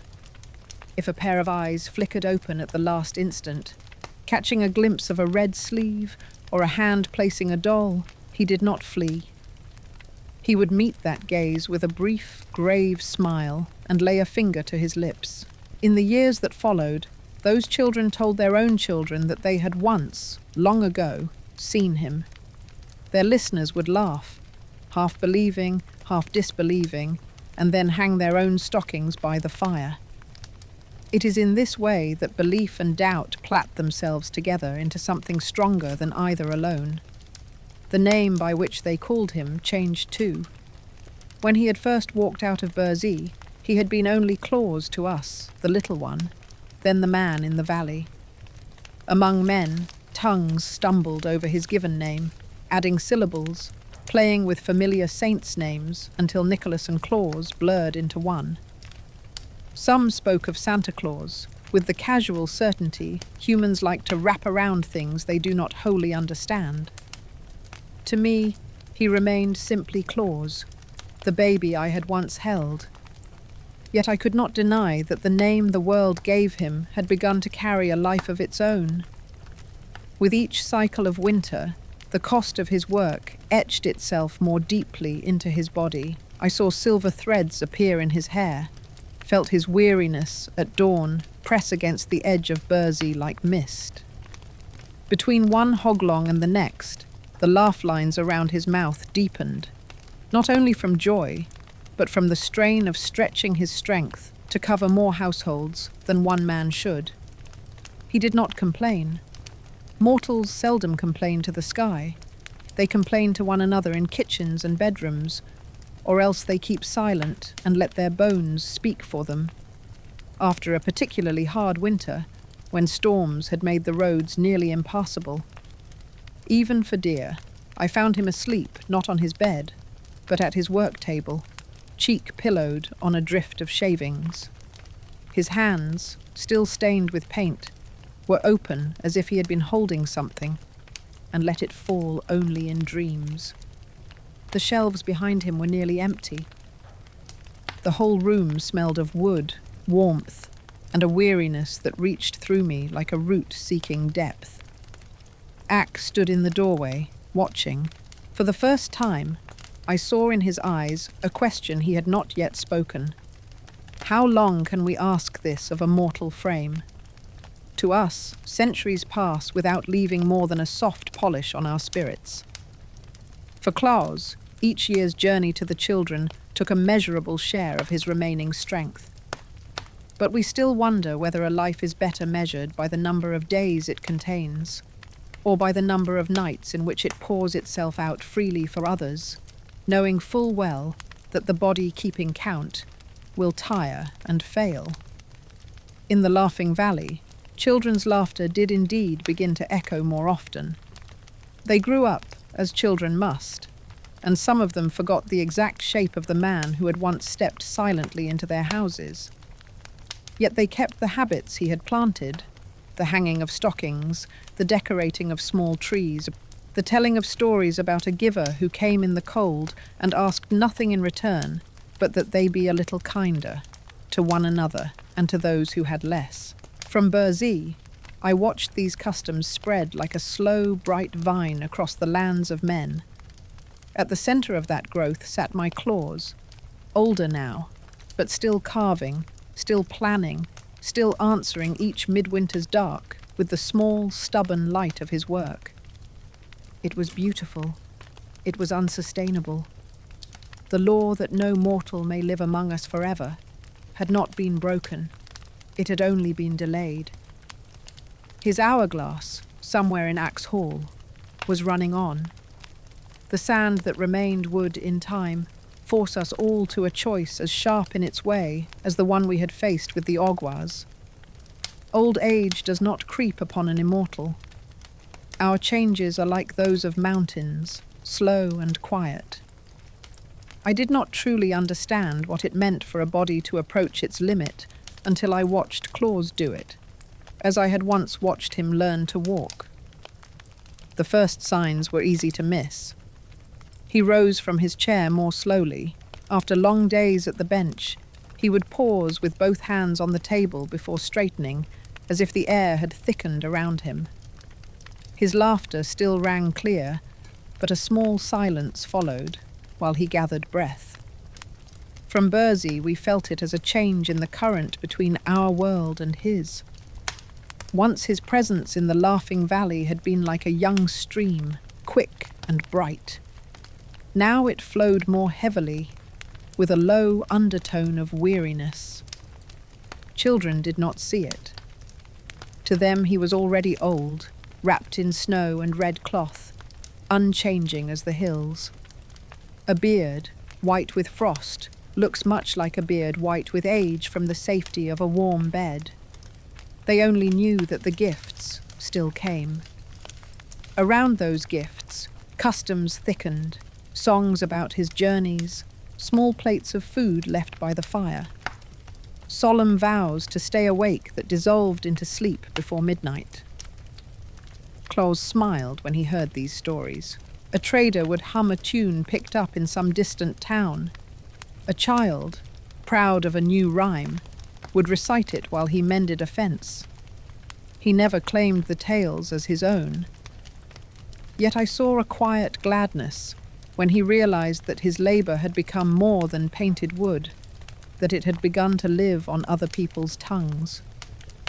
Still, when the midwinter winds rehearsed along the hills, his body answered differently. The cold bit deeper. His joints ached. One season he coughed through the carving of half his toys, refusing to slow his hands. I sat by the hearth, unseen, listening to each ragged breath. There is a special helplessness in watching someone you love choose a path that will cost them dearly, and knowing that, for all your power, you have no right to forbid it. Ak watched as well. He had never forbidden Claus anything. He had only warned. Now he stood often outside the cottage, a tall, dark shape against the snow. He saw the stoop in Claus's shoulders, the careful way he moved. Somewhere in his hall, an hourglass had thinned nearly to its last narrow pinch of sand. Even immortals do not ignore such measures forever. One twilight, after a journey that had nearly emptied him, Claus sat at his table with his head in his hands. The fire had burned low. Half-finished toys lined the shelf, faces blank without their last strokes of colour. He spoke aloud, to no one he thought could hear. "If I cannot do it all," he murmured, Then let me at least do it well while I can. He was not asking for more years. He was asking that the ones remaining not fail him too soon. Many mortals pray like this, in their own words, not for immortality, but for enough time to finish the work that feels like the true sentence of their lives. The next day, Ak came to Burzee with a look I had not seen since the night he first carried the abandoned baby into our glade. He called the immortals together beneath the oldest tree. The air was still. Even small breezes seemed to wait just beyond the clearing. Claus's allotted span is nearly done, Ak said. His strength wanes. If we do nothing, soon he will make one last journey, or none at all. The laughing valley will fall silent. Children will wake to bare hearths and wonder whether kindness was only a passing fancy. For beings like us, the ending of one life might seem a small event, yet we had all seen what his labor had done. It had not stopped wars or turned kings honest, but it had given countless children a reason to believe that somewhere beyond their narrow rooms, a generosity existed that was not limited by blood or bargain. There is a way to extend this, Ak said. We may bestow upon him the mantle of immortality. The words fell like a stone into deep water. The mantle is not cloth. It is a binding, woven into the rules by which worlds hold together. This being, who was made to end, shall not end in the usual way. In all our long memory, few had received it. Objections rose. A nook asked whether granting such a gift to a mortal would not open a door to endless petitions. Men of war might demand it, claiming they had defended their people. Rulers might covet it, insisting their wisdom must continue forever. By what measure, he asked, would we decide who deserved to stand outside the law that holds all others? Bo, the master mariner, wondered whether defying the flow of birth and death might disturb currents we barely grasp. Every wave must fall, he said. To hold one up indefinitely might change the shape of the whole sea. I felt the force of these questions. My love for Claus could not ignore them.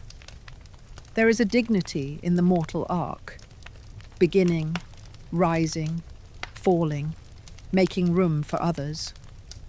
To pluck one life from that pattern is to say it carries something so necessary that no other, in all the ages to come, could quite take its place. Then the Queen of the Fairies spoke. Claus never asked us to bend the law, she reminded us. He did not know such a thing was possible. All he asked was to ease a little the hardness of childhood in the world of men. He did so without seeking power, wealth, or worship. Already children loved the idea of him more than the man himself. In that sense, his story had grown larger than his body. If we let him die as other men do, she said, something will remain. Traditions, songs, the memory of gifts. Parents may take up the burden in his name, as some already have. Yet there is a difference between remembering that kindness once walked the earth and believing that it is still walking. For a child waking in the dark, that difference can be everything. Ak listened, then turned to me. Necile, he said, you first asked that we bend our ways for this child. Do you now ask that we bend them further? I saw again the tiny fist on the moss, the first unsteady steps between our trees, the young man's face when he chose the villages over the safety of Burzee. I saw the tired hands, stained with soot, the shelves of toys, the brief, bright joys in cottages I had never entered. I did not answer quickly. When I spoke, my voice was steady. I said that I did not wish to keep Claus for myself. My love for him was no longer the possessive tenderness of a mother. It had become a desire to see the work that had grown from his heart continue for as long as the world needed it. If we deny him the mantle, I said, the world will not end. Children will adapt, as humans always do, but they will learn once more that even the surest kindnesses stop. If we grant it, we are not saying that one life is worth more than all others. We are saying that this particular shape of generosity, this yearly reassurance, is worth anchoring more firmly in the pattern of things.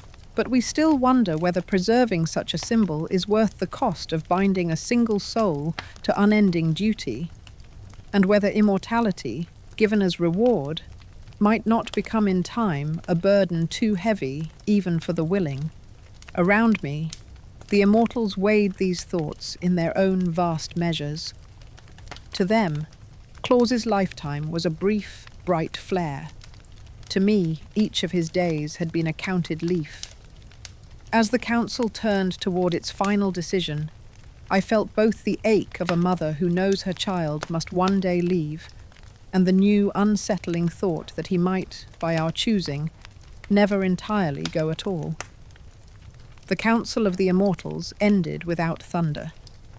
It closed, as most real decisions do, in a silence that felt heavier than speech. When the last voices had faded among the roots, Ak lifted his staff and asked the question that would set Claus apart from other men. Shall this one mortal's work be bound to the world beyond the measure of his body? Immortals do not raise hands, yet there was a pause, very like the moment when a family waits for a verdict. The Queen of the Fairies gave her assent first. Kern, who keeps the fields, followed, saying that any labour which lightens the hearts of those who sow and reap deserves to endure. Other voices joined. A few old spirits who remember harsher winters and thinner comfort held back, warning that men should not grow too used to being soothed. But in the end, assent outweighed doubt, and from that day the mantle of immortality waited for Claus, folded in a place beyond moth and frost. You might imagine we told him at once. Humans like to plan. When they believe they have many years, they make lists and promises, journeys, reconciliation, great tasks. When they sense time is short, they hurry differently, crossing out all but what feels urgent. We did not tell Claus. Ak chose silence, and I, after struggle, agreed. To burden him with the knowledge that his work would never truly end might have thickened it with duty until joy grew thin. Mortals do some of their finest deeds under the impression that the hourglass is running low. The belief that each winter might be the last sharpens kindness in a way no lecture can. So he went on as before, measuring his life in toys and long nights. Each midwinter he rose with the same mix of dread and anticipation, the same ache in his bones. He did not spare his strength on the assumption of future decades. He spent it, almost lavishly, on the children before him. You know some gentler version of this, saving the best plates for a special day that never comes, while the real feasts of your life turn out to be the quiet meals eaten without ceremony. Claus, without meaning to, chose better. Time, meanwhile, did what time always does to mortals. His hair whitened, his hands, though still sure, shook a little when the day had been long. He leaned more often on the staff Ak had given him. His journeys shortened, not because his will dimmed, but because the body that carried that will protested in its own wordless language of pain and breathlessness. The children, now grown, did not all notice. Those who had once slept in cottages now kept their own hearths. They hung stockings for their little ones and told them of the man who had visited when they were small. Some convinced themselves that their memories were only dreams. Others clung stubbornly to the belief that he still came, even if adult eyes no longer caught him. They prepared the way, whether he arrived or not, smoothing blankets, setting little plates of food by the fire, as one might for a guest who has never quite promised to come. Inside the Laughing Valley, there was no pretending. Klaus felt his strength narrowing like a path between snowbanks. One autumn evening, he sat with Ak by the cottage door, watching thin clouds drift over the hills. He did not speak of fear. He spoke of limits. "I cannot reach them all," he said quietly. "Each year there are more houses, more beds, more small hands. You have been kind to lend me the deer. The world has been kind to allow this work so long. But soon I shall fail at it." Ak listened without haste. To an immortal, the phrase "too many" is strange, yet he understood the simple arithmetic of a mortal frame. Fixed strength, growing task. "What will you do then?" he asked. Klaus smiled, the lines around his eyes deep.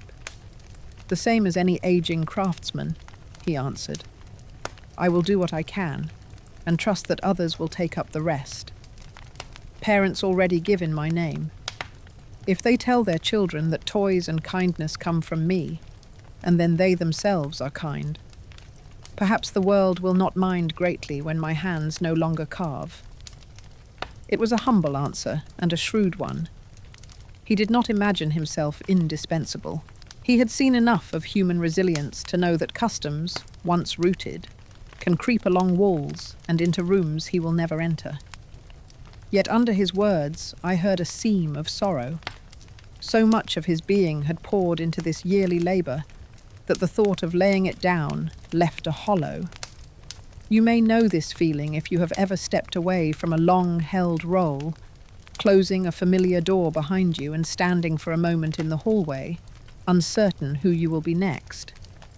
But we still wonder whether the truest legacy lies in clinging to the work until the last breath, or in loosening our grip at the right time, and trusting that what we have seeded in others will grow in shapes we cannot fully design. We like to think we control how we will be remembered, arranging objects and stories as carefully as Claus arranged toys on his shelves.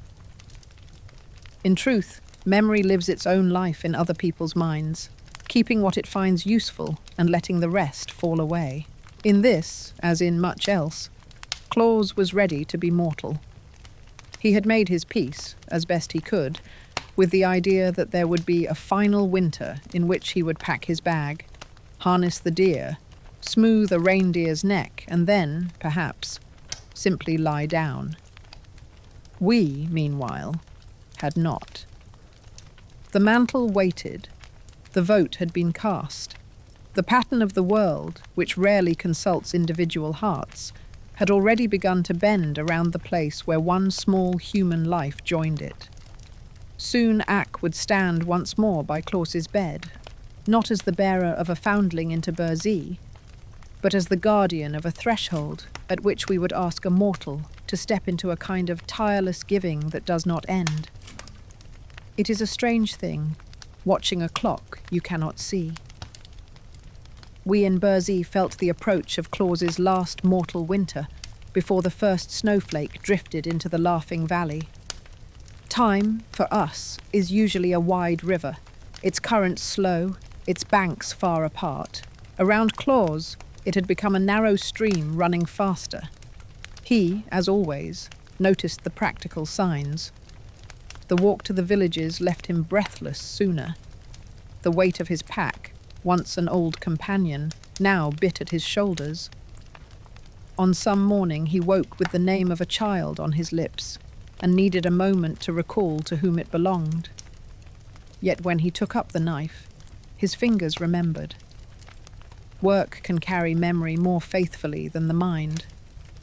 I visited him more often that year. The path between Burzee and the valley seemed shorter. I would step from the green twilight into the pale light outside his door and pause, listening. Familiar sounds reached me.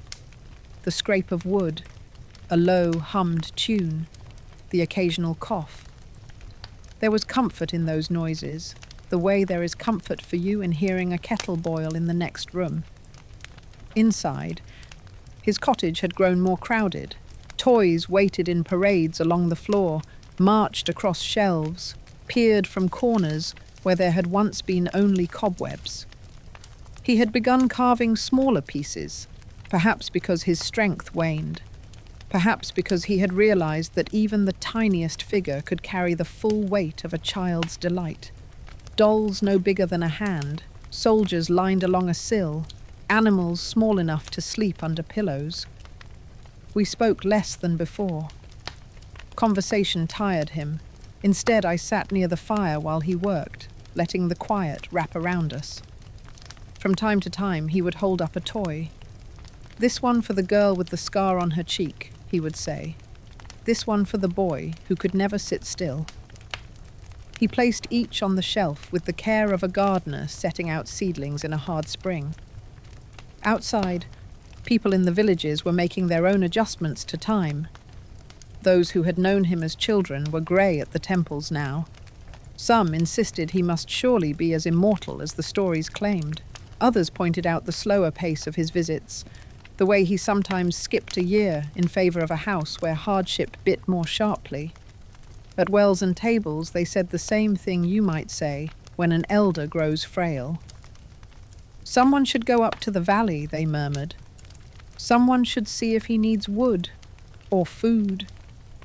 Few did, not from cruelty, but from that hesitation which assumes that others, more fitting, will go.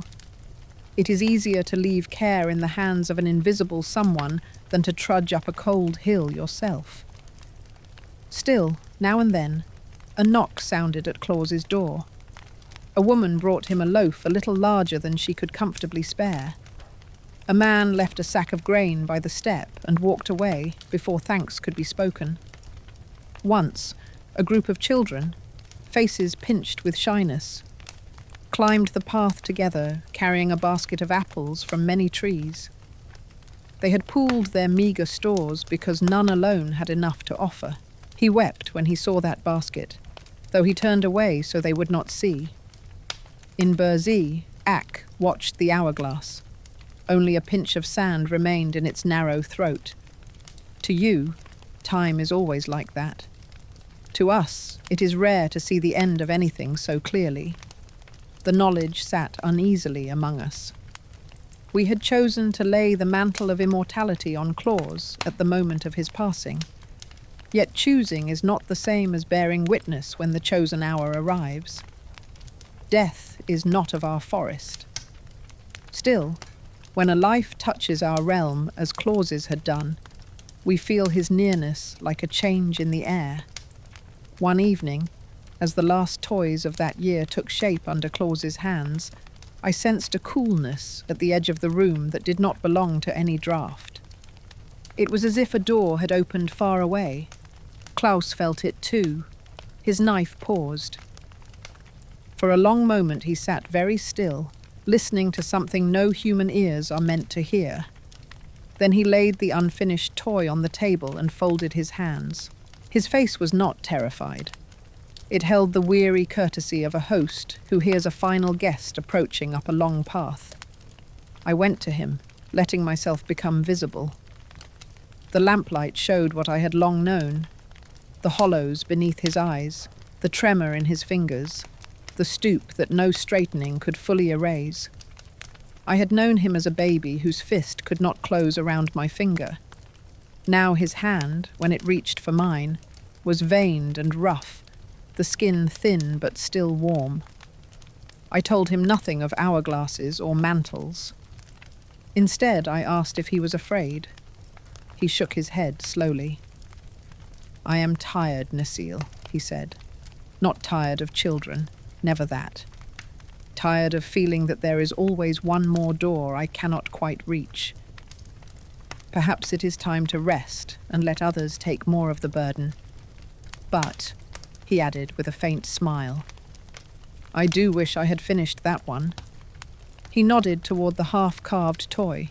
It was a simple figure, a small boy holding something in his arms that might, with more shaping, have become a cat or a bundle or a piece of bread.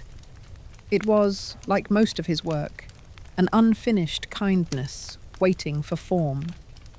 But we still wonder whether any of us ever leave this world with all our work completed, or whether the honest condition of a good life is to step away mid-sentence, trusting that someone else will pick up the thread.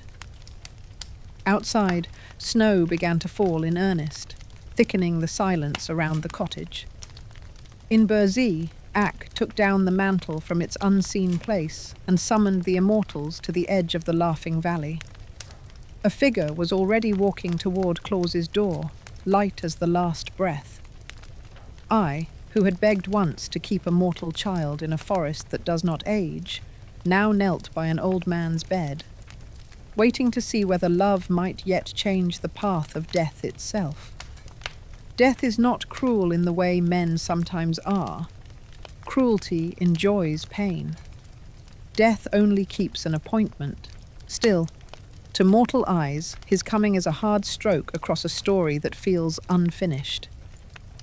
On the night he came for Claus, the air in the laughing valley grew so still that even the snow seemed to pause. Claus lay on his narrow bed, the lamp turned low. The half-carved toy waited on the table, its face not yet drawn from the wood. His breath came shallow and careful. I sat beside him with his hand in mine, feeling the warmth wander in his skin like a guest looking for the door. From the meeting of wall and shadow a figure stepped forward. Men have painted him with bones to frighten children, but the presence that filled the room was simply very serious, like a judge who has heard too many cases and remembers every one. "You have come," I said. "Yes," Death answered. "His time is full." He moved toward the bed. Before he could reach it, another shape filled the doorway. Ak entered, bringing the quiet of old forests. Behind him, the Fairy Queen, Kern, Beau, and others pressed close as intent more than bodies. The cottage, used to holding one man and his work, creaked under so much notice. Death paused. "We have agreed," Ak said, "that Claus shall wear the mantle of immortality. His labour has entered the winters of men. If he stops now, a pattern that carries hope to many children will fray too soon." Death turned his gaze to the mantle folded over Ak's arm. To human eyes, it would have looked like a dark cloak with a faint, starless gleam. To us, it was a sentence made cloth. "This life shall not end as other lives do." "This is not how things are ordered," Death observed. "Men are born, they work, they die. Others learn from them and take their place." "It will still be so," Ak replied. "We ask only that this one continue his kindness beyond the strength of his body." Silence. Settled, I could hear the ticking of embers in the hearth. "He has not asked for this," Death said. "No," I answered. "He expects to lay his task down soon, like any craftsman who feels his tools growing heavy. He has never tried to bargain with you." "That is in his favour," the Fairy Queen said. "Those who beg loudly to live forever rarely know what to do with a single day." Death looked at Claus, at the beard grown white, at the fingers nicked by years of carving. "When I spare one," he said slowly, "others will come. Kings, soldiers, proud men, and frightened ones. They will point to him and demand the same." Ak's voice lowered. "Then let them come, and let them pass. We are not asking for all who do good, only for this one shape of goodness. Claus has poured himself out on those who cannot repay him. For countless children he has become proof that the world may be kinder than they fear. If that proof disappears entirely, some hearts will close a little earlier." Death turned his eyes to me. "You are closest to him," he said. "Do you ask that he never rest?" The question cut through all my arguments. I had watched Claus grow tired, watched him come home stiff and coughing, watched him fall asleep over half-painted toys. To bind him to an endless task seemed, on the face of it, unkind. I looked at his face on the pillow. at the lines carved by concern and laughter and cold winds. His hand in mine had grown slack, but not yet empty. If his labor were mainly for himself, I said, I would tell you to take him gently now. If he had gathered power or demanded praise, I would not lift a finger to keep him. But his work has become a bridge. Each winter, children cross it in their sleep, from fear that they are forgotten to a small trust that someone, somewhere, remembers them. If we let that bridge crumble now, we will be asking them to learn mistrust a little sooner. I do not ask that he never rest. I ask that his resting change its place. Death looked again at the mantle. We will share what follows, Ak added. Already parents give in his name. Already stories carry him where his feet have never trod. As years pass, fewer tasks will rest on him alone. Death does not answer to tears, but he knows the feel of balance.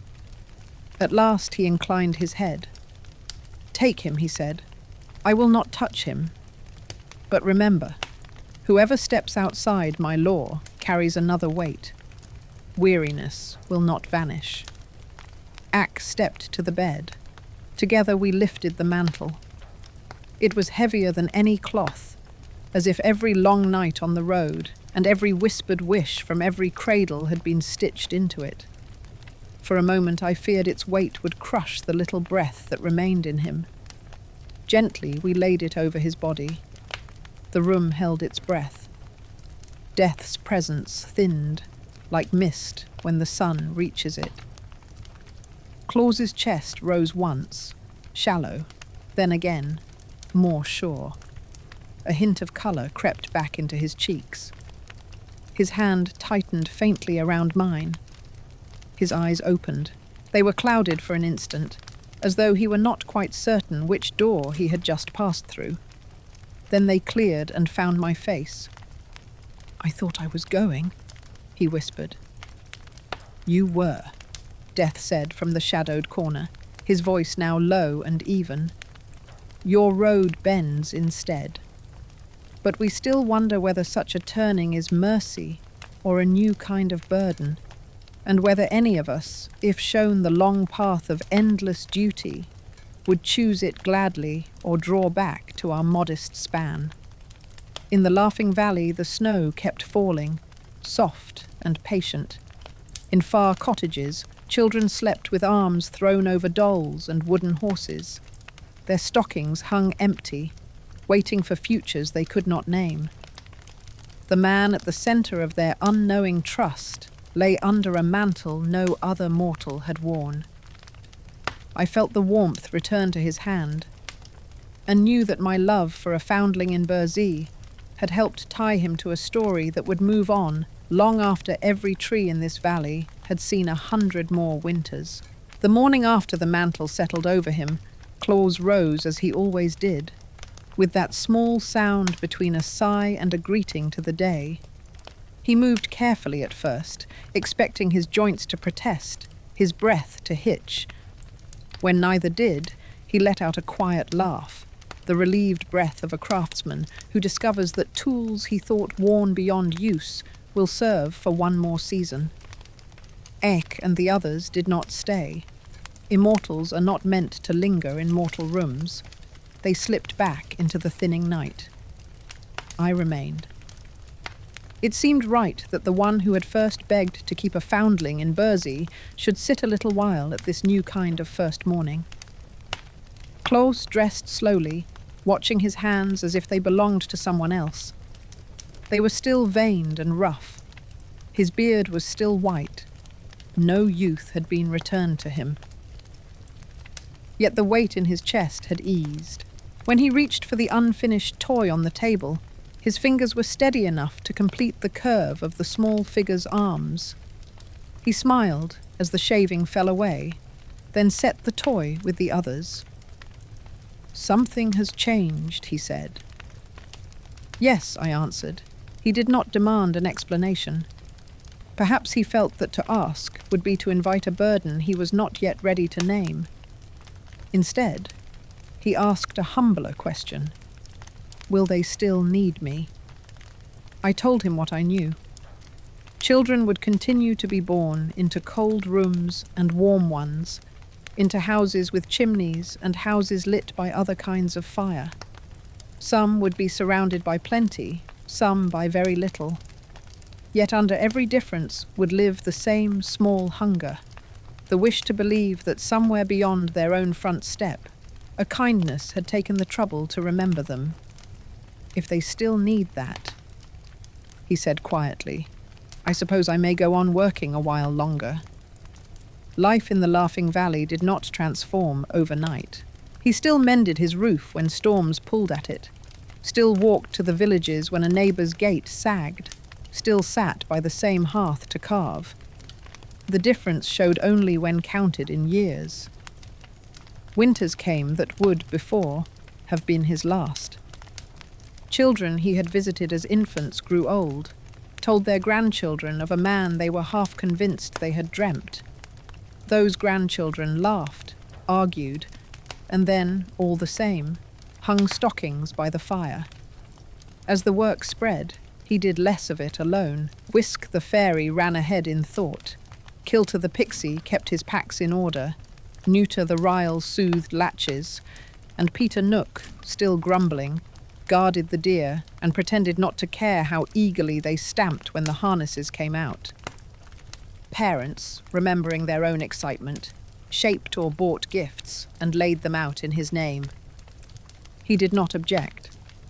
To him, the important thing was that a child should wake and find some modest proof that generosity existed. Beyond the valley, the world changed. Villages swelled into cities. Fires gave way to other lights that hummed and flickered. People dressed as him and laughed, some kindly, some carelessly. From Burzee, it was easy to grow uneasy. The simple man who had once trod from cottage to cottage under real stars seemed in danger of being hidden beneath his own legend. Yet when I listened more closely, I could still hear a quieter echo of his first intent.